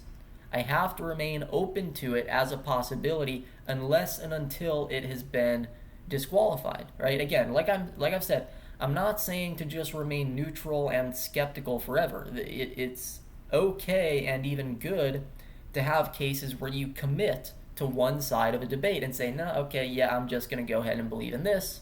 I'm not going to remain open to those other explanations anymore because they have been thoroughly disqualified. That's fine. But in this case, there have not been such disqualifications. So I have not seen any of the boring explanations disqualified, so I still have to remain open-minded to them. That, yeah, okay, this stuff feels real. It feels like I'm literally seeing God. Does that mean I am? No, it doesn't. And I mean, some people will try to, luckily I haven't faced this with all spiritual people, but some spiritual people will try to gaslight you like, oh, well, if you don't believe in it, that means you haven't actually seen it, or you haven't seen it to a degree that's actually as tangible as you claim. And this, I mean, unfortunately, this is just a version of the no true Scotsman fallacy, right? You're claiming that I haven't had the kinds of experiences that you talk about simply because I lack belief in them while you don't. No, my experiences are far more tangible than what you're making them out to be. I lack belief in them regardless. And that's just when we're talking about God in the Abrahamic religious sense, right? Like I said, there's all sorts of definitions of God. What about experiences of being God, being one with God?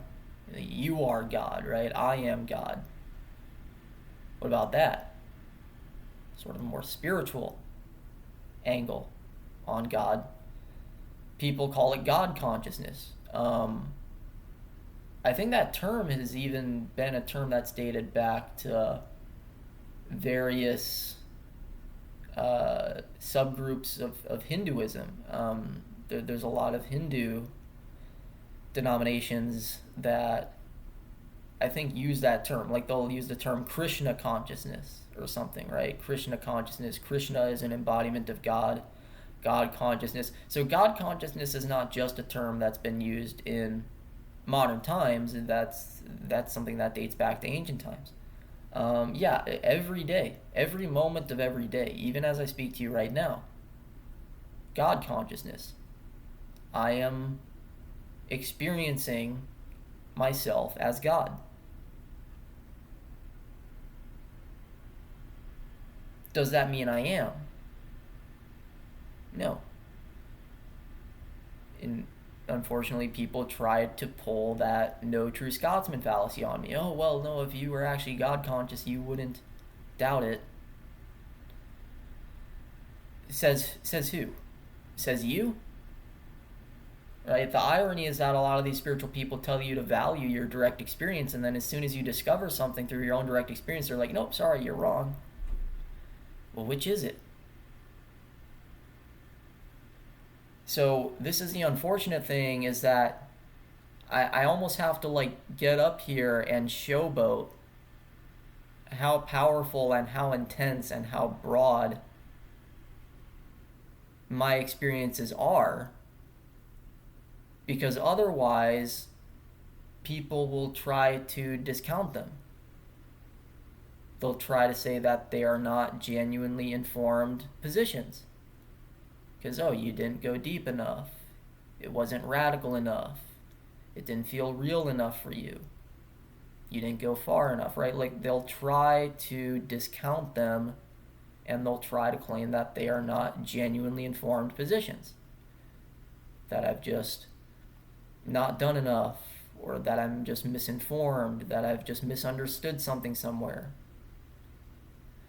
The scary thing is, what if I'm more informed than you and I've reached the conclusions that I have? What does that say of what you're thinking? What it says is that maybe you should slow down and stop and just contemplate for a minute. Does the fact that you've had such deep, direct experiences mean that what you're seeing is true?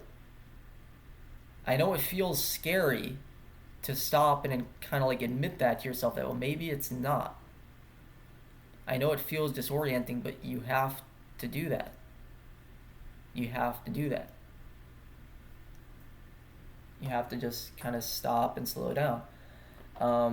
This is where I feel like a lot of people, when they have these colossal cosmic experiences, understandably, they just don't know how to hold their liquor. These experiences are so powerful and so intense, it's very easy to just immediately jump to, oh, okay, it was real. It is real. I have had these types of experiences throughout my whole life, which gives me a little bit more of a cool down phase with regards to how they work. You know, you typically think if you have a vast, colossal, cosmic, direct experience like this, it's very fiery, it's very passionate, you're immediately lit up, like, oh my god, that it's real, right? You jump to that conclusion immediately because it feels so real. There's no way it's not real. It's very fiery, very white hot. But that's what happens immediately, as soon as the experience hits. And it remains for quite a long time afterwards, in most cases. Picture if instead you had to stay with these experiences for an entire lifetime, even ever since you were a kid. Would that fieriness and that hotness still be there, or would it be like welding metal? Would it cool down eventually? Would it slow down? Would it cool down? Would the steam start to rise off the surface? And as that steam rises off the surface, would you sit there and finally have space to breathe and think to yourself, you know, maybe there's still a possibility in which I'm not what I claim I am. Maybe I'm not some sort of awakened being having real experiences. Maybe that's not the case. That's what I mean by a cool down phase. You know, if you stick with something for long enough, I mean, this is just something that's been documented in psychology, is if you're somebody who's just been there, done that, you typically have a more cool, more detached, chilled approach to this stuff. Typically. I'm not going to stand here and say that that's always the case. No, I mean, you can stick with something for a long time and still be extremely passionate about it, and in fact, it can go the other way. The passion can rise. It can get more fiery. So I'm not saying that never happens. I'm just saying typically there's a cool down. You know, it reminds me, there was one time I was watching the Olympics. I think it was in like 2012. I was watching swimming, and one of the young guys on the team, Nathan Adrian, I think that was his name, he was standing up there on the podium with the whole swimming team, the whole U.S. swimming team, winning. I think that was his first ever Olympic gold medal that he ever won. And the guy was just breaking down, bawling. In like, I'm not making fun of him. How could you not, right? I mean, to win an Olympic gold medal, that's insane. Who wouldn't break down? But then you look over at Michael Phelps. That was like, what, his fourth Olympics? You gotta remember his last Olympics in 2008. Before that, he just won like 8 gold medals. He won a gold medal in every single fucking competition that there was in the swimming, at least, obviously, right? Every single swimming competition that you could win a medal in, he won a gold medal in. So what's it like for him? He's just standing up there chill-faced. That happens a lot. That's a psychological phenomenon. We're human. Things can feel very fiery at first, and then it cools down. And it's not always that the cool down makes the stuff feel boring or no longer exciting. No, sometimes when you have a second to cool down and just breathe, you get the opportunity to finally notice these beautiful, elegant details that you weren't able to notice before because you were so blinded by your fieriness. This stuff that I'm talking about with you here has actually gotten far more beautiful ever since the cool down phase. Far more beautiful. Cooling down doesn't mean getting boring. Now, yeah, I obviously have a lot of boring explanations for stuff now, as I've talked about, but there's beauty and there's elegance in all of this stuff. Stuff that you can finally just slow down, take a breath, and notice. So, like, when you see Michael Phelps standing up there on the podium, Nathan Adrian is bawling his eyes out. Michael Phelps is just standing there poker faced. Was Michael Phelps not having a good time? I doubt that that's what was going on. I bet you that if you were able to just swim inside his head, no pun intended, and see what he was feeling, he was probably straight-faced because he was finally standing there and able to just look out at the crowd in front of him and take in details that he was never able to take in before.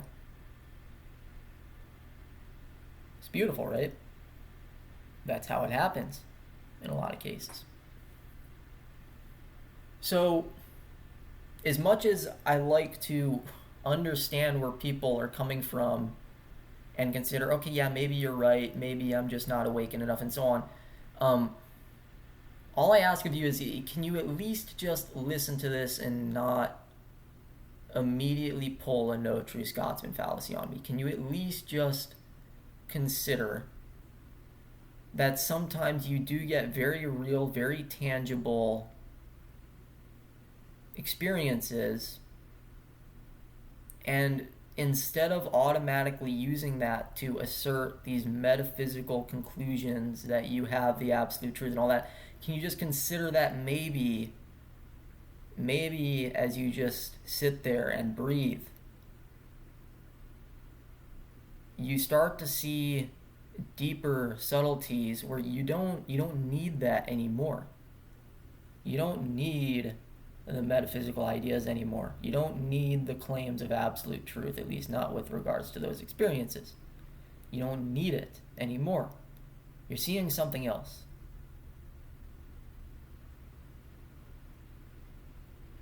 So I don't need to have that stuff in order to recognize beauty in the God consciousness that is here every moment.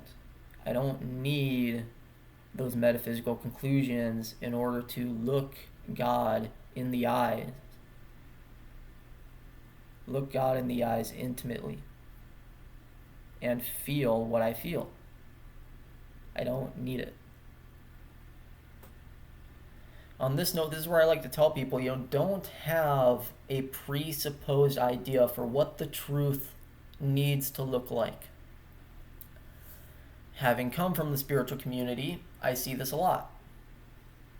That people have this idea of, well, if I talked about materialism earlier, well, if something leads to materialism, then it can't be true. How do you know? And by the way, like I said, I don't even believe in materialism. I'm not saying I'm a materialist, but let's just consider for a second that materialism is true. By the way, it wouldn't be. I mean, physicalism could be true, but materialism, it's not really a genuine position that serious people hold. Physicalism is the one you're thinking of, right? Because not everything physical is made of matter. Not everything physical is material. But okay, let's go with materialism anyways. Let's just say we did live in a universe that somehow was just pure matter and purely material. Why couldn't the truth be that way?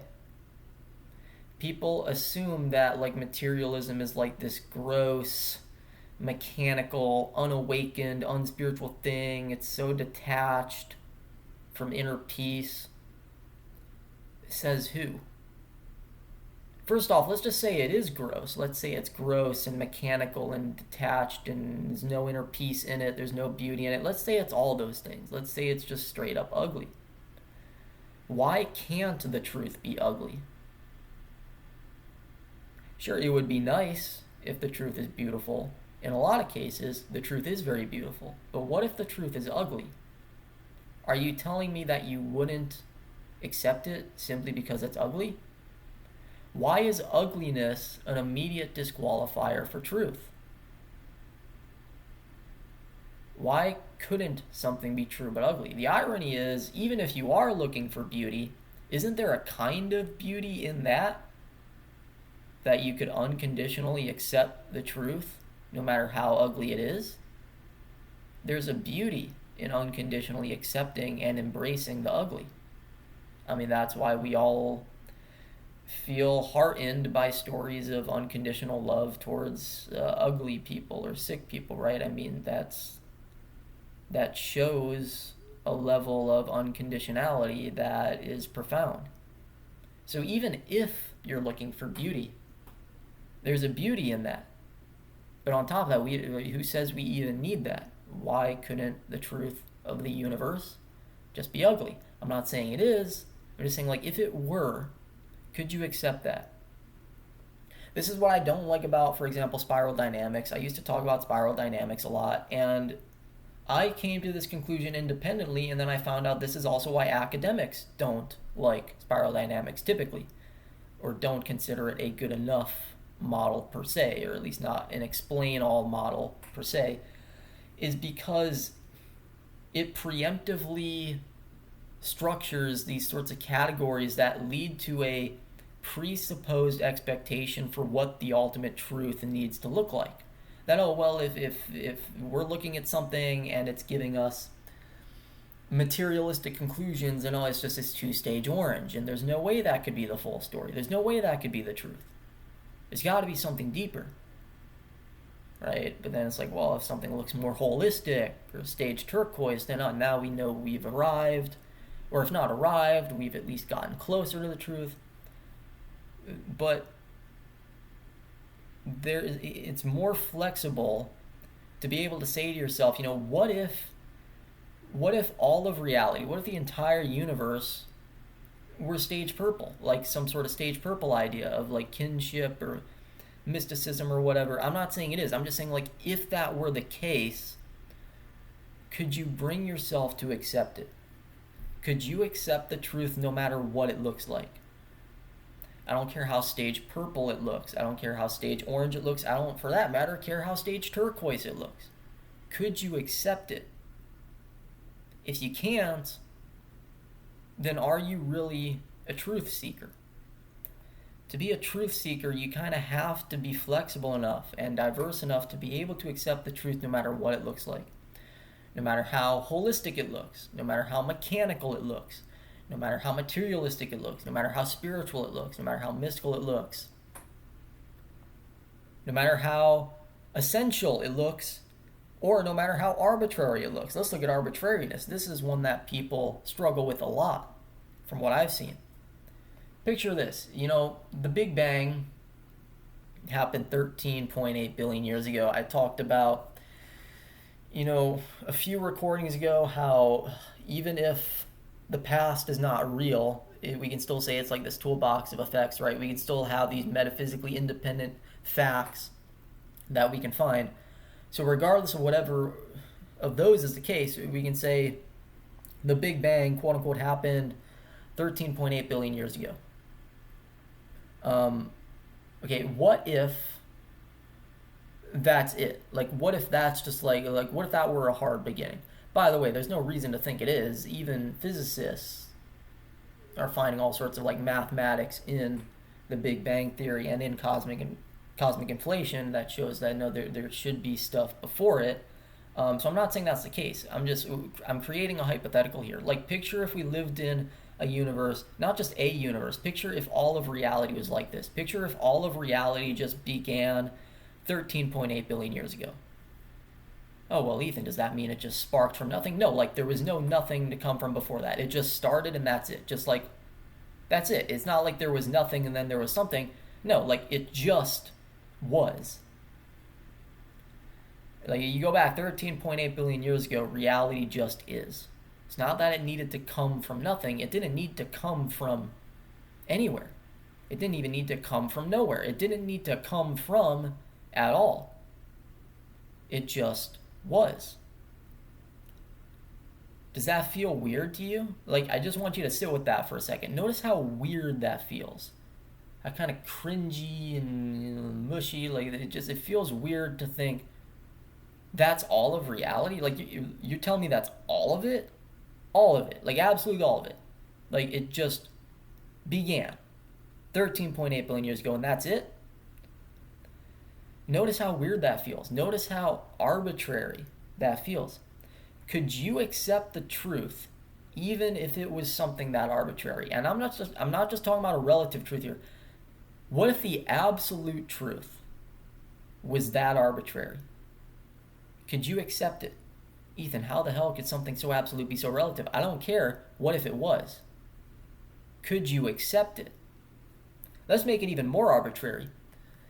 Let's say that, yeah, there was stuff before the Big Bang, so before 13.8 billion years ago, but take 19% of the age of the universe. So 19% of 13.8 billion years. I'm not even going to try to do the math there. 19%. That's how many years of stuff there was before the Big Bang. And then at the beginning of that 19%, that's it. That's all of reality. Just smack, you hit a wall there. There's not even really a wall. It's just like that's just when it started being. It didn't come from anywhere. It didn't come from nothing. It didn't come from nowhere. It didn't come from it all. 19% before 13.8 billion years ago. That's it. There's not anything special about the number 19. It's not like, we could have at least gotten a number like 3% where it feels kind of holistic, like a trinity, right? Or 7%. A lot of cultures associate the number 7 with divinity. Or 8%. Oh, that just looks like a sideways infinity, right? Or 10%. You're getting into, I know 10 is not an inherently double digit number. It's just how we write the numbers, right? We could have started double digits up at 16 instead of 10. But we write the number 10 as a double digit. Couldn't the percentage have at least been a number that we write as a double digit where we start the double digits? No. Even if it was something like 18%, right? Go right below 19%, go to 18%. 18%, that's like 3 times 6. There's still like some notion of threeness or trinity or holism or divinity there. 18 still kind of has a little bit of that numerology to it. But yeah, there's no numerological significance at all to 19%.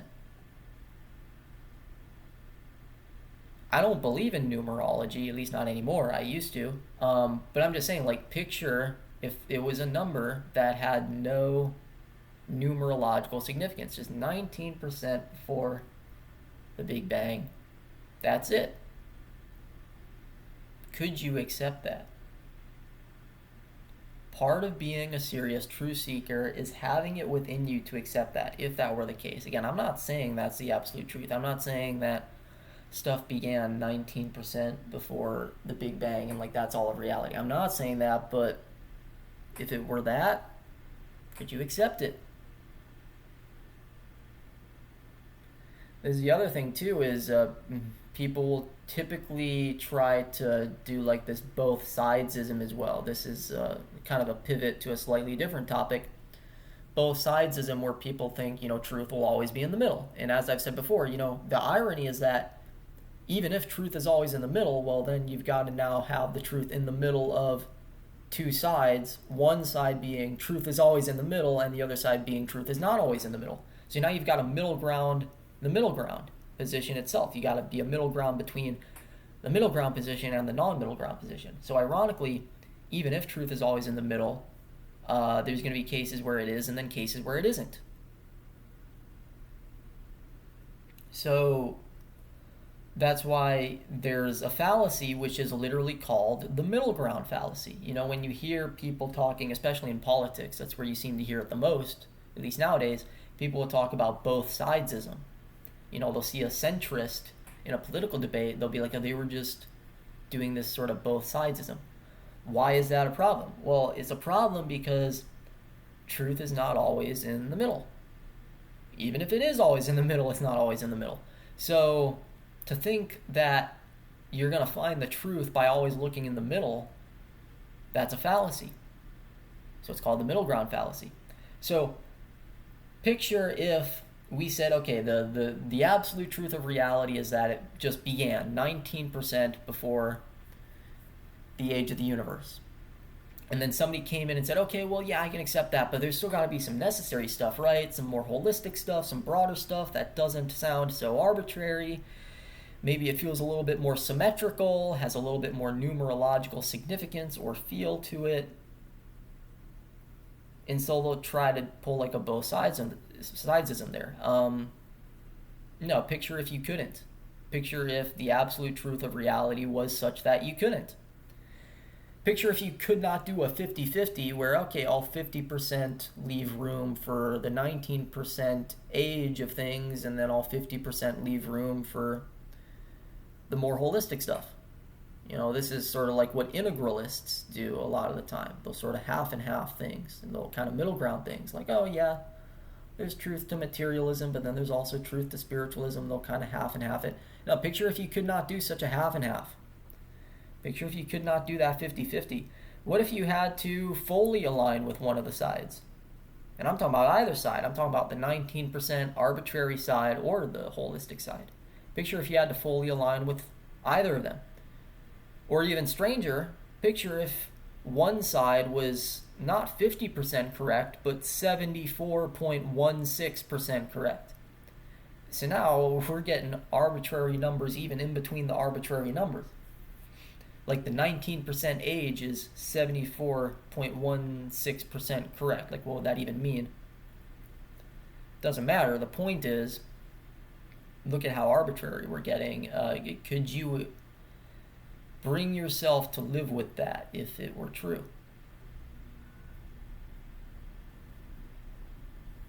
It can be uncomfortable. It can feel weird. But that's not good enough. Truth can be weird. This is also why, when people speak about love, I have experiences of infinite love. Of course, if I'm here talking about experiences of seeing God and being God and God consciousness, of course, just what comes with that territory are experiences of unconditional love and infinite love. And a lot of people can have those experiences, and again, they can get those very fiery, passionate jumps to a conclusion of, oh, well, love is some sort of metaphysical thing. It's not just an emotion that we feel. It has metaphysical significance. This is where a lot of people will say that the universe is made of love. The universe is love.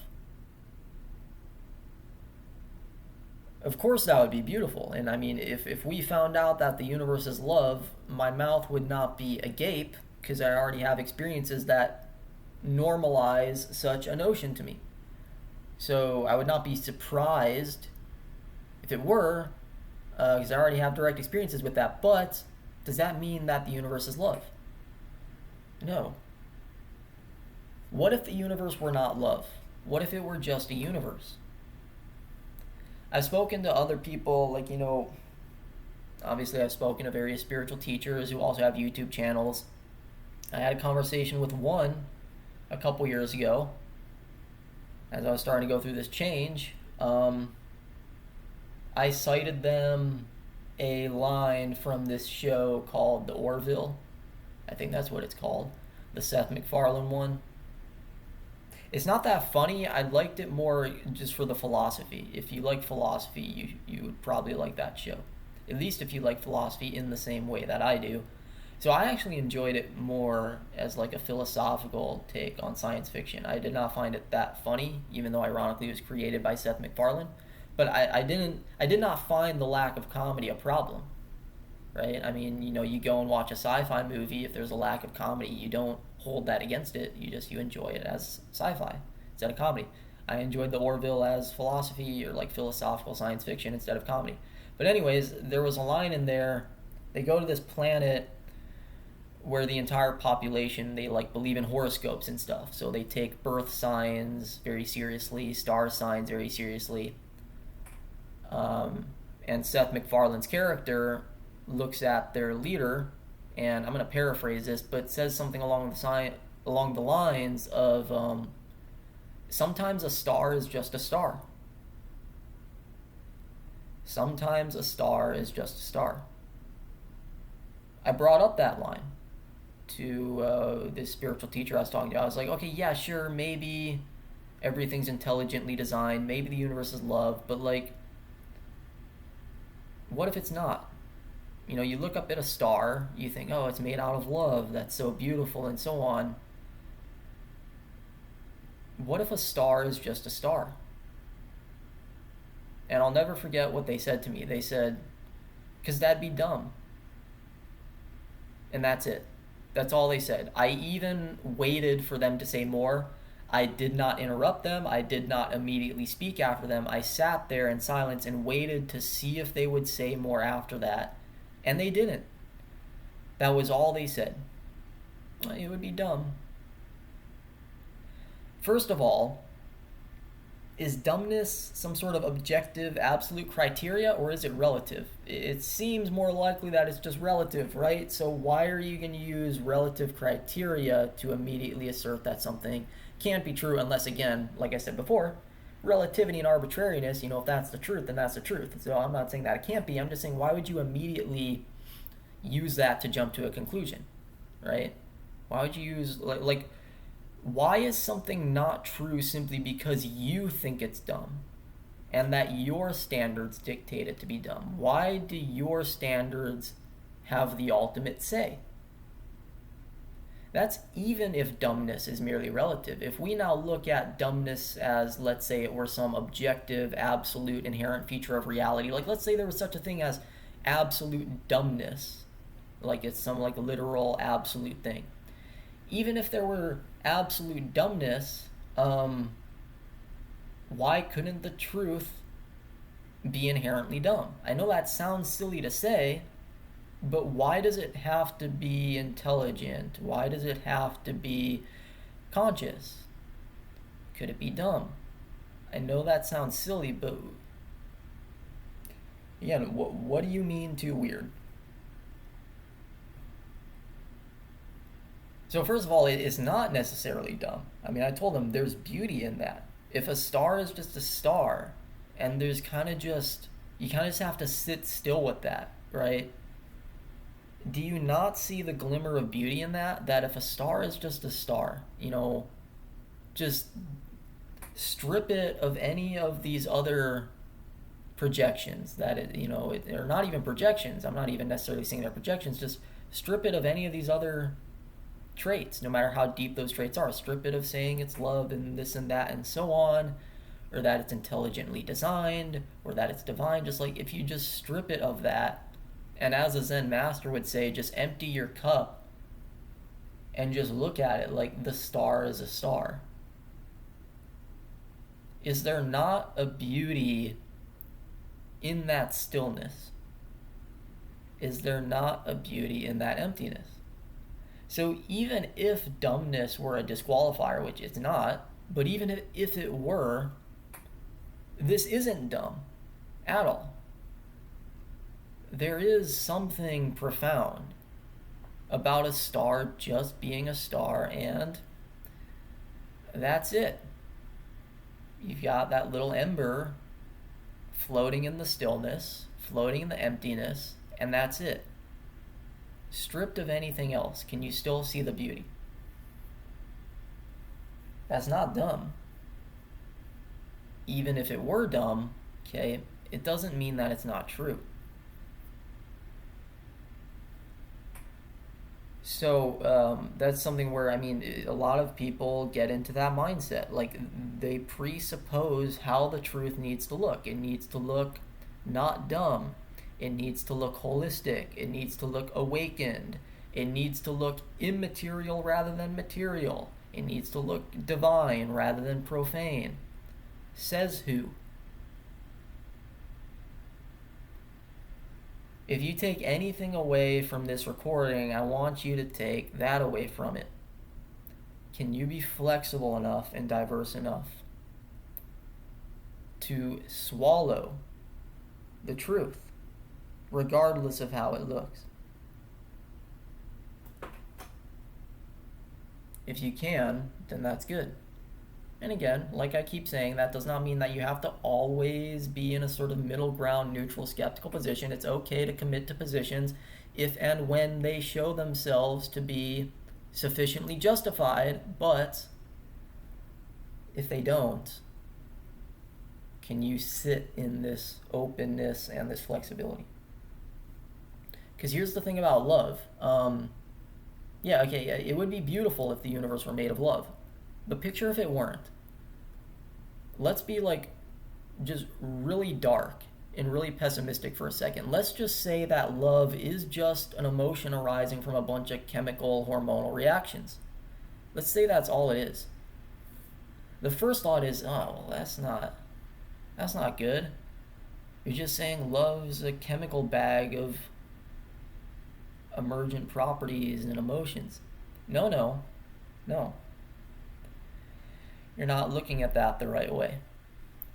It's not that love is just a property of a bunch of chemicals. It's that love survives even if that's all it is. Love survives even if that's all it is. Love is so universal that it does not even need to be universal. You don't need the universe to be made of love because love is still here even if the universe isn't made of love. Even if the universe is just a bunch of physical properties and behaviors and patterns leading to all sorts of chemical mixtures emerging into the emotion we feel as love, even if that's all the universe is, you still feel love.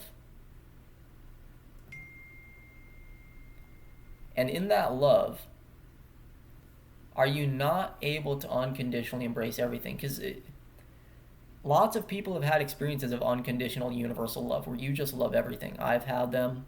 Surely many of you in my audience have had them. You know that love is capable of being so broad and so embracing that it's able to literally embrace everything. You are able to feel love for everything.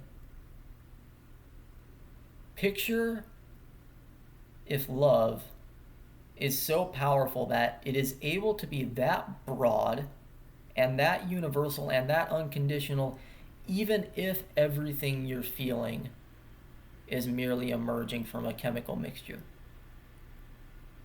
Despite it only being a chemical mixture, you still genuinely feel love for everything. Notice, it doesn't make your love fake. You genuinely feel love for everything. It's a genuine feeling. You're genuinely able to look at something and love it. The chemical mixture cannot take that away from you. It's a genuine feeling. You genuinely love everything. That's what I mean when I say that it's so universal that it can survive even if it's not universal. It's like it's universal at being universal, because you can have all these different options where, okay, yeah, maybe the universe is made of love. And then that's why you're able to unconditionally love and embrace everything. Or maybe it's just a chemical mixture, and guess what? You're still able to love and embrace everything. Or there's all sorts of other options that we could look at, and regardless of whichever one of those options is true, you're still able to love and embrace everything universally. So we look at this whole table of options, this entire universe of options. Across that entire universe, in each and every one of those options, love is able to be universal and unconditional. That's why I say it is universal at being universal. So now you got to change your perspective. It's not that love is just a dirty chemical mixture. It's that love survives even to its fullest while being nothing but a chemical mixture. Can you see what I'm saying? And I'm not even just saying that that's all that love is. I'm just saying, even if that's all it is, do you feel that? I've said this before, even if we're not all one, even if oneness were not the truth, and we're all separate, and there's all these dualities and distinctions everywhere, could you not look your neighbor in the eye and still love them? I believe you still could. I think you would prove me right. I believe that your capacity for love is that strong. So in my mind, this talk about oneness and how that relates to love, and that love is this sort of metaphysical, universal feature of reality, in my mind, that's a crutch.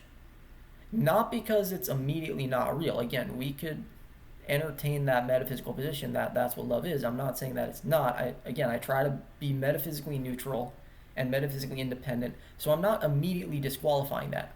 That's not what I mean by saying it's a crutch. When I say it's a crutch, I don't mean that it's automatically false. Instead, what I mean is that you're leaning on it in such a way where love now becomes this kind of handicapped, injured, decrepit thing. You're not really showing how strong love is and how much it's able to just stand on its own 2 feet. You're leaning too hard on this crutch of oneness, that love wouldn't be beautiful if we're just living in like this dualistic material universe with a bunch of chemical mixtures. Love wouldn't be a thing. So if you don't believe in oneness, or if you haven't awakened to oneness, you have not genuinely understood what love is, that's a crutch. You can genuinely feel love and genuinely understand love, even independently of any of that. So, I'm not a scholar of Buddhism or anything like that. But I like to imagine that this is why, for example, certain figures like the Buddha told people that metaphysics is a distraction. Because regardless of what the metaphysical position is, you don't need it. Not for this stuff. Now, here's where I would disagree is, I'm not saying that it's not important to study those broad universal truths. I'm not saying to ignore them, whereas many Buddhists probably would say to ignore them. So that's not what I mean by saying it's a distraction. I'm saying that when it comes to this particular stuff, it's a distraction. And when it comes to love, when it comes to beauty, elegance, the star just being a star, when it comes to that stuff, it's a distraction and it's a crutch to try and lean on metaphysics, because you're making this stuff more handicapped than it is. Can you not see how love survives regardless of the metaphysics? Can you not see how there's beauty and stillness and truth regardless of the metaphysics? So in that sense, I like to think that the Buddha was right, at least if that's what he meant by it, that none of these metaphysical ideas are going to lead you to what's important. With that said, you can still do both. Just leave them pure, right? Feel love as love, with or without metaphysics. And then if you want to still study broad existential truths, do that. I clearly think that discovery of broad existential truths is very important, rather than being a mere distraction, because I do that kind of work all the time. So I'm not saying to only do one of the things. I'm saying do both, just don't taint each of them with the other. That's what I'm saying. It's possible to taint them with the other, to taint the love with the metaphysics, to taint the beauty with the metaphysics. Don't taint one with the other. Do both, but don't taint them, right? You keep your drinking water and your sewage water separate. You need both, right? You need sewage and drinking water in order to be healthy.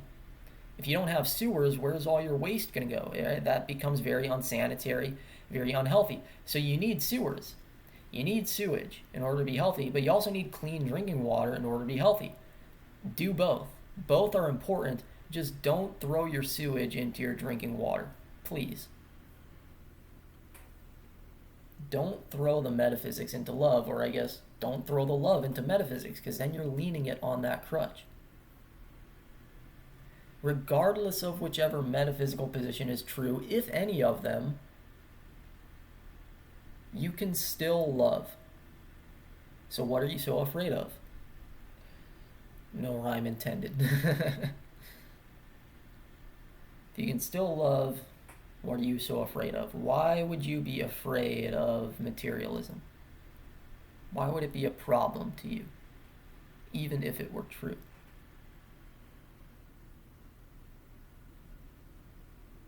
But whatever is true is whatever is true. You can't love in either case, and I don't know what to tell you.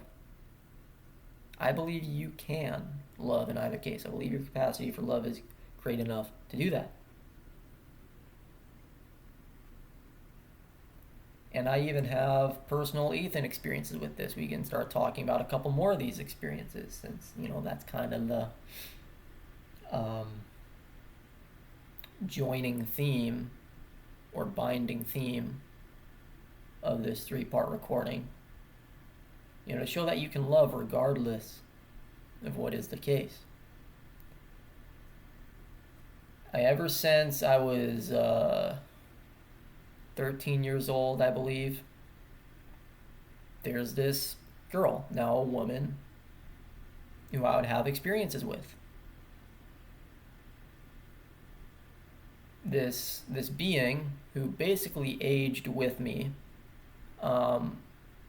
I don't believe this narrative anymore, but the narrative was that as soon as I reincarnated, she started over too. So that's why she aged with me. Same age as me throughout my whole life. And what she was is this goddess, Athena. Not the Greek goddess, but rather a Pleiadian goddess. So a different goddess, but same name. Athena is a goddess of war and wisdom and so on, whereas this being, she was a goddess of love and wisdom. So a Pleiadian goddess. And we were basically a couple at the start. Eventually literally became a couple. I see her at the end of every day, literally like coming home to a wife. Even now. It's like being married. Now, you might have all sorts of questions. Well, how does this work with pursuing relationships in real life? I'm certainly open to getting into this in future recordings. I'm an open book on this.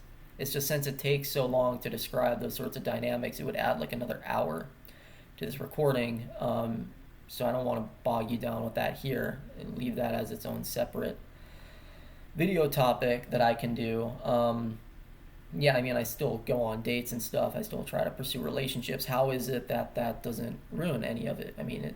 How is that not cheating or anything? There is a dynamic of openness there. It's not quite like an open relationship. Again, I can go into all the details. Somehow it feels like a monogamous relationship, though. That's where, again, it's very complex. It takes a lot to describe, because it feels like a monogamous relationship. How then is there an openness there? How is there that openness if it's not an open relationship? That's what I would need to spend an hour kind of describing to you. So yeah, it's not that I don't pursue that stuff in life. I don't use these experiences as an excuse to kind of stow away my dating life. But the experiences are there, and they're very monogamous in tone. So it is like having a wife. Picture going through this change that I've been through in the past couple years and slowly starting to see that your wife, the love of your life, the literal love of your life, does not survive. Remember, I talked about how I pitted all these experiences and topics against each other to see what survives. She didn't survive. Now, of course, that doesn't mean she's dead. No, I still see her. I still experience being with her. It's just she didn't survive, meaning I don't believe she's real anymore. Again, lack of belief, not necessarily belief in lack. So sure, she could be real. Obviously, that'd be great if she's real, but I lack belief in that proposition.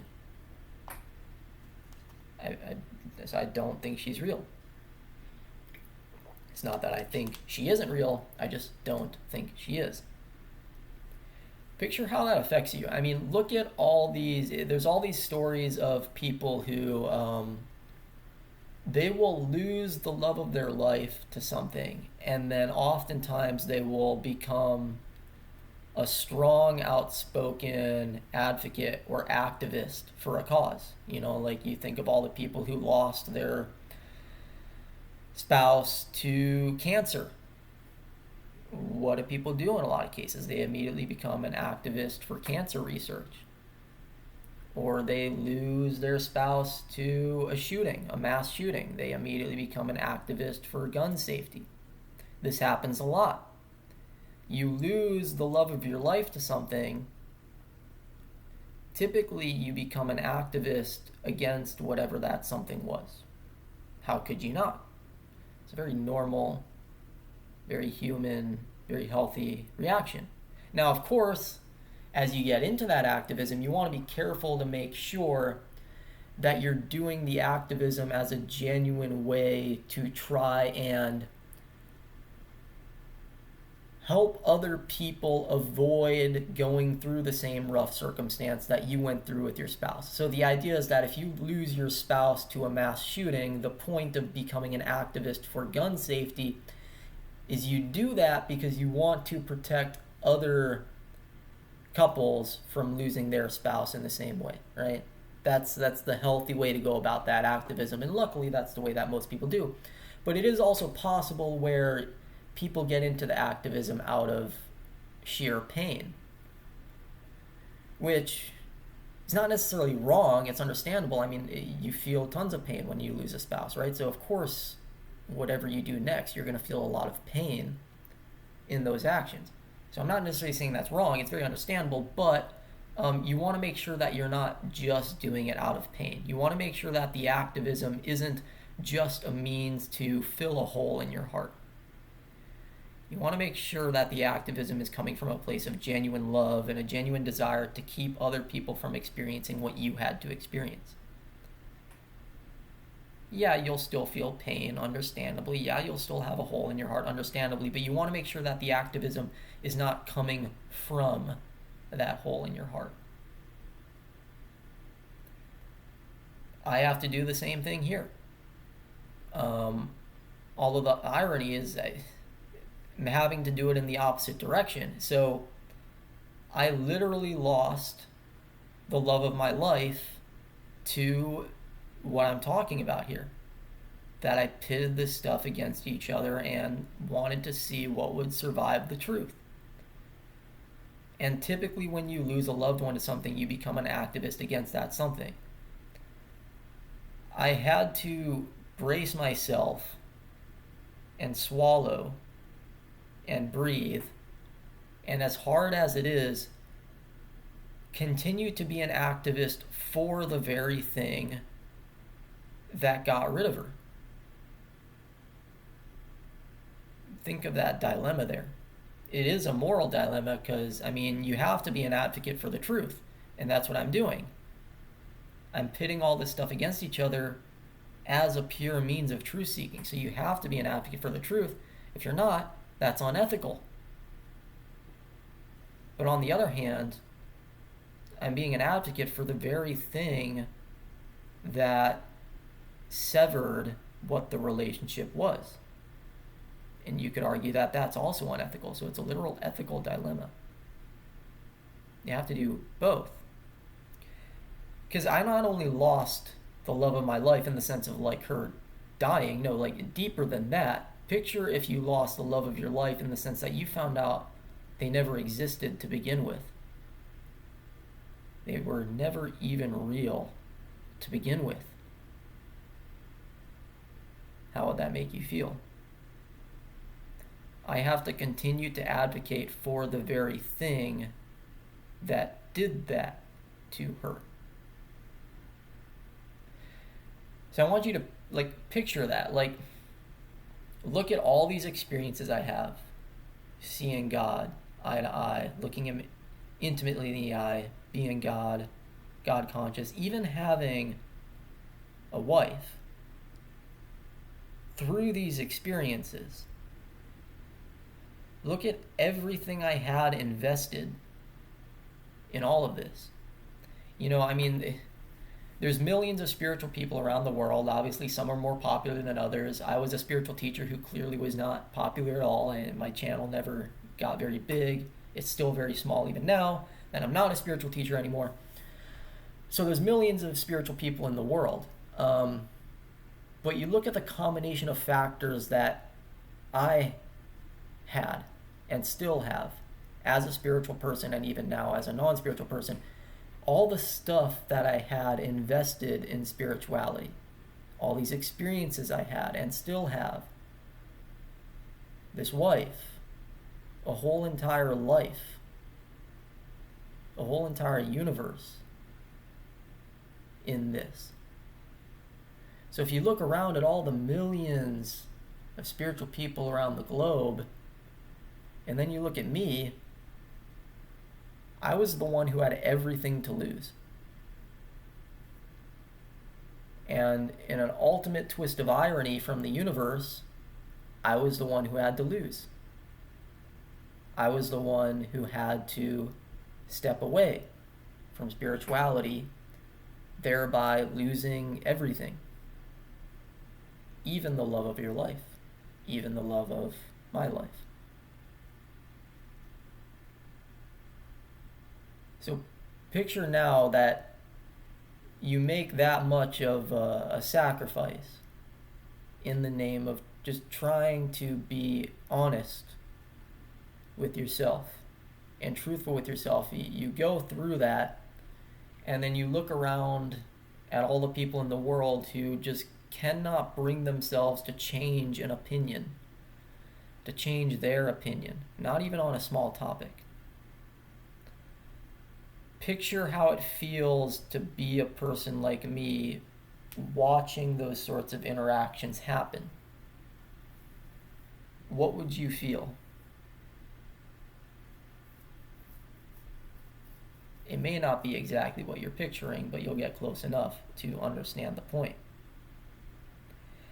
Like I said, I virtue signal a lot.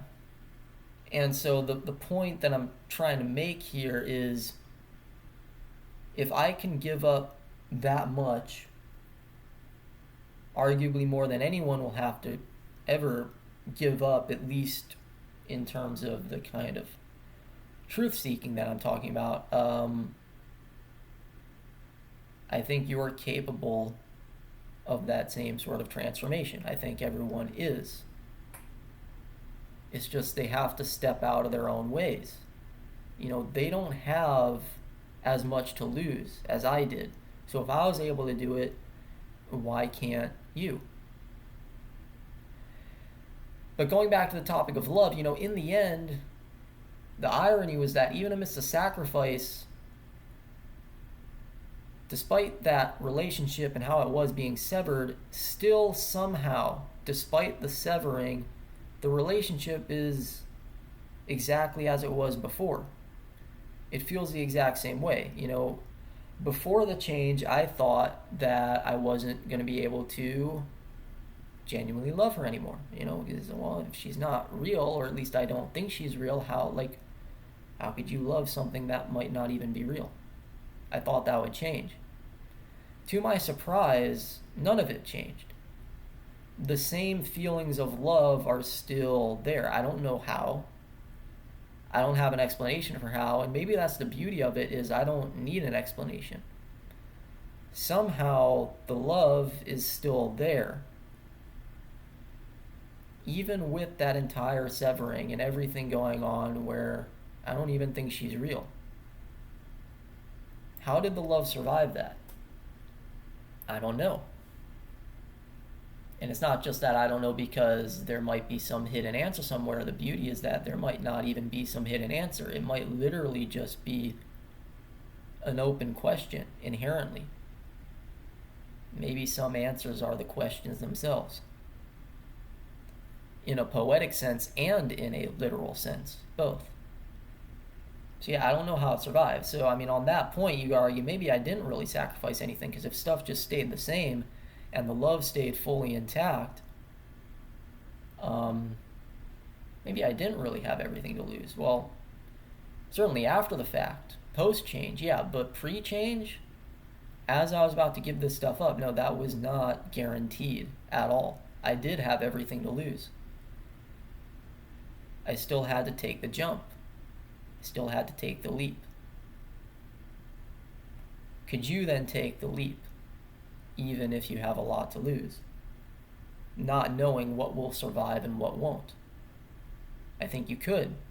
And I think, like me, you would be surprised at what survives.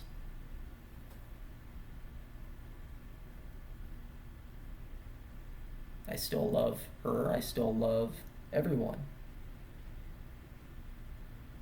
So can you? Still move through life. So can you. You know, at the end of the day, whatever is true, you kind of just have to be able to sit still and breathe. Can you just breathe? This is where now, given all the spirituality that I've stripped away, I mean, the way I look at it as spirituality shouldn't be about metaphysics. It shouldn't be about, you know, all these claims of absolute truth. It shouldn't be about any of that. It is, right? It is about that, because I mean, you look around at all the spiritual people, all the spiritual teachers, they're all doing stuff in these areas, in metaphysics and absolute truth. So spirituality is about that stuff, but what I'm saying is I don't think it should be. That's why I call myself non-spiritual, because you would have to change the meaning of the word spiritual in order for me to say I'm spiritual. You know, as the meaning of the word stands, I'm not spiritual, because spirituality is about that stuff. But if spirituality became what I think it should be, such that the meaning of the word did indeed change, then yeah, I would consider myself spiritual then. I would consider myself spiritual under that new word, right? I mean, you can use the same word to refer to different things. You know, there's a boxer like a fighter, and then there's a boxer like a person who boxes things.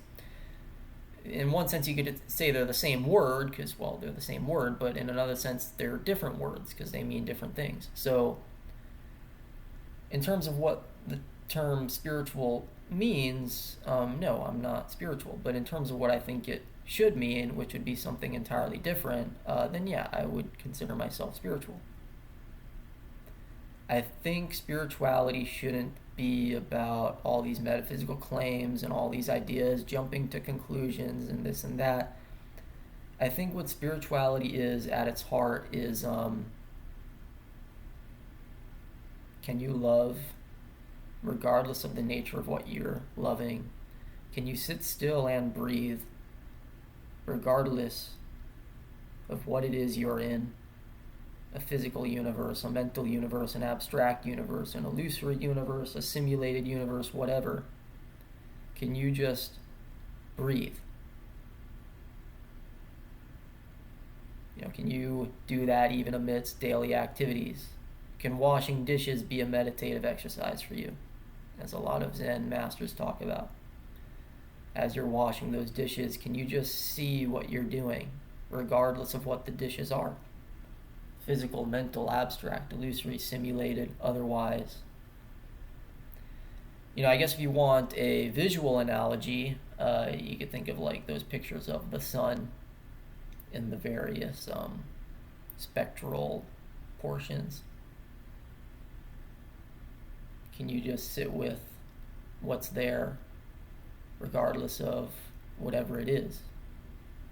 That's what I think spirituality should be. It doesn't need to make metaphysical claims. It doesn't need to make claims of absolute truth. Yeah, it's still important to discover the absolute truth. I'm just saying spirituality won't be that. It won't be that endeavor. That'll be another endeavor, right? Sewage water versus clean water. Have both. Just don't taint one with the other, because then you handicap them. Don't make one lean on the other as a crutch. Let them stand strong. Let them be freestanding as much as they can be. With all that said, I will go ahead and finish this off for you here. There's still many more beautiful experiences that I can discuss and that I can and will discuss in the future. I had the full first two parts discussing either negative experiences or neutral experiences. The positive experiences can fill up a lot of recordings too. There's no lack there. But I think you get the message at this point. So I'll go ahead and finish this off for you. And I hope you all create a nice day.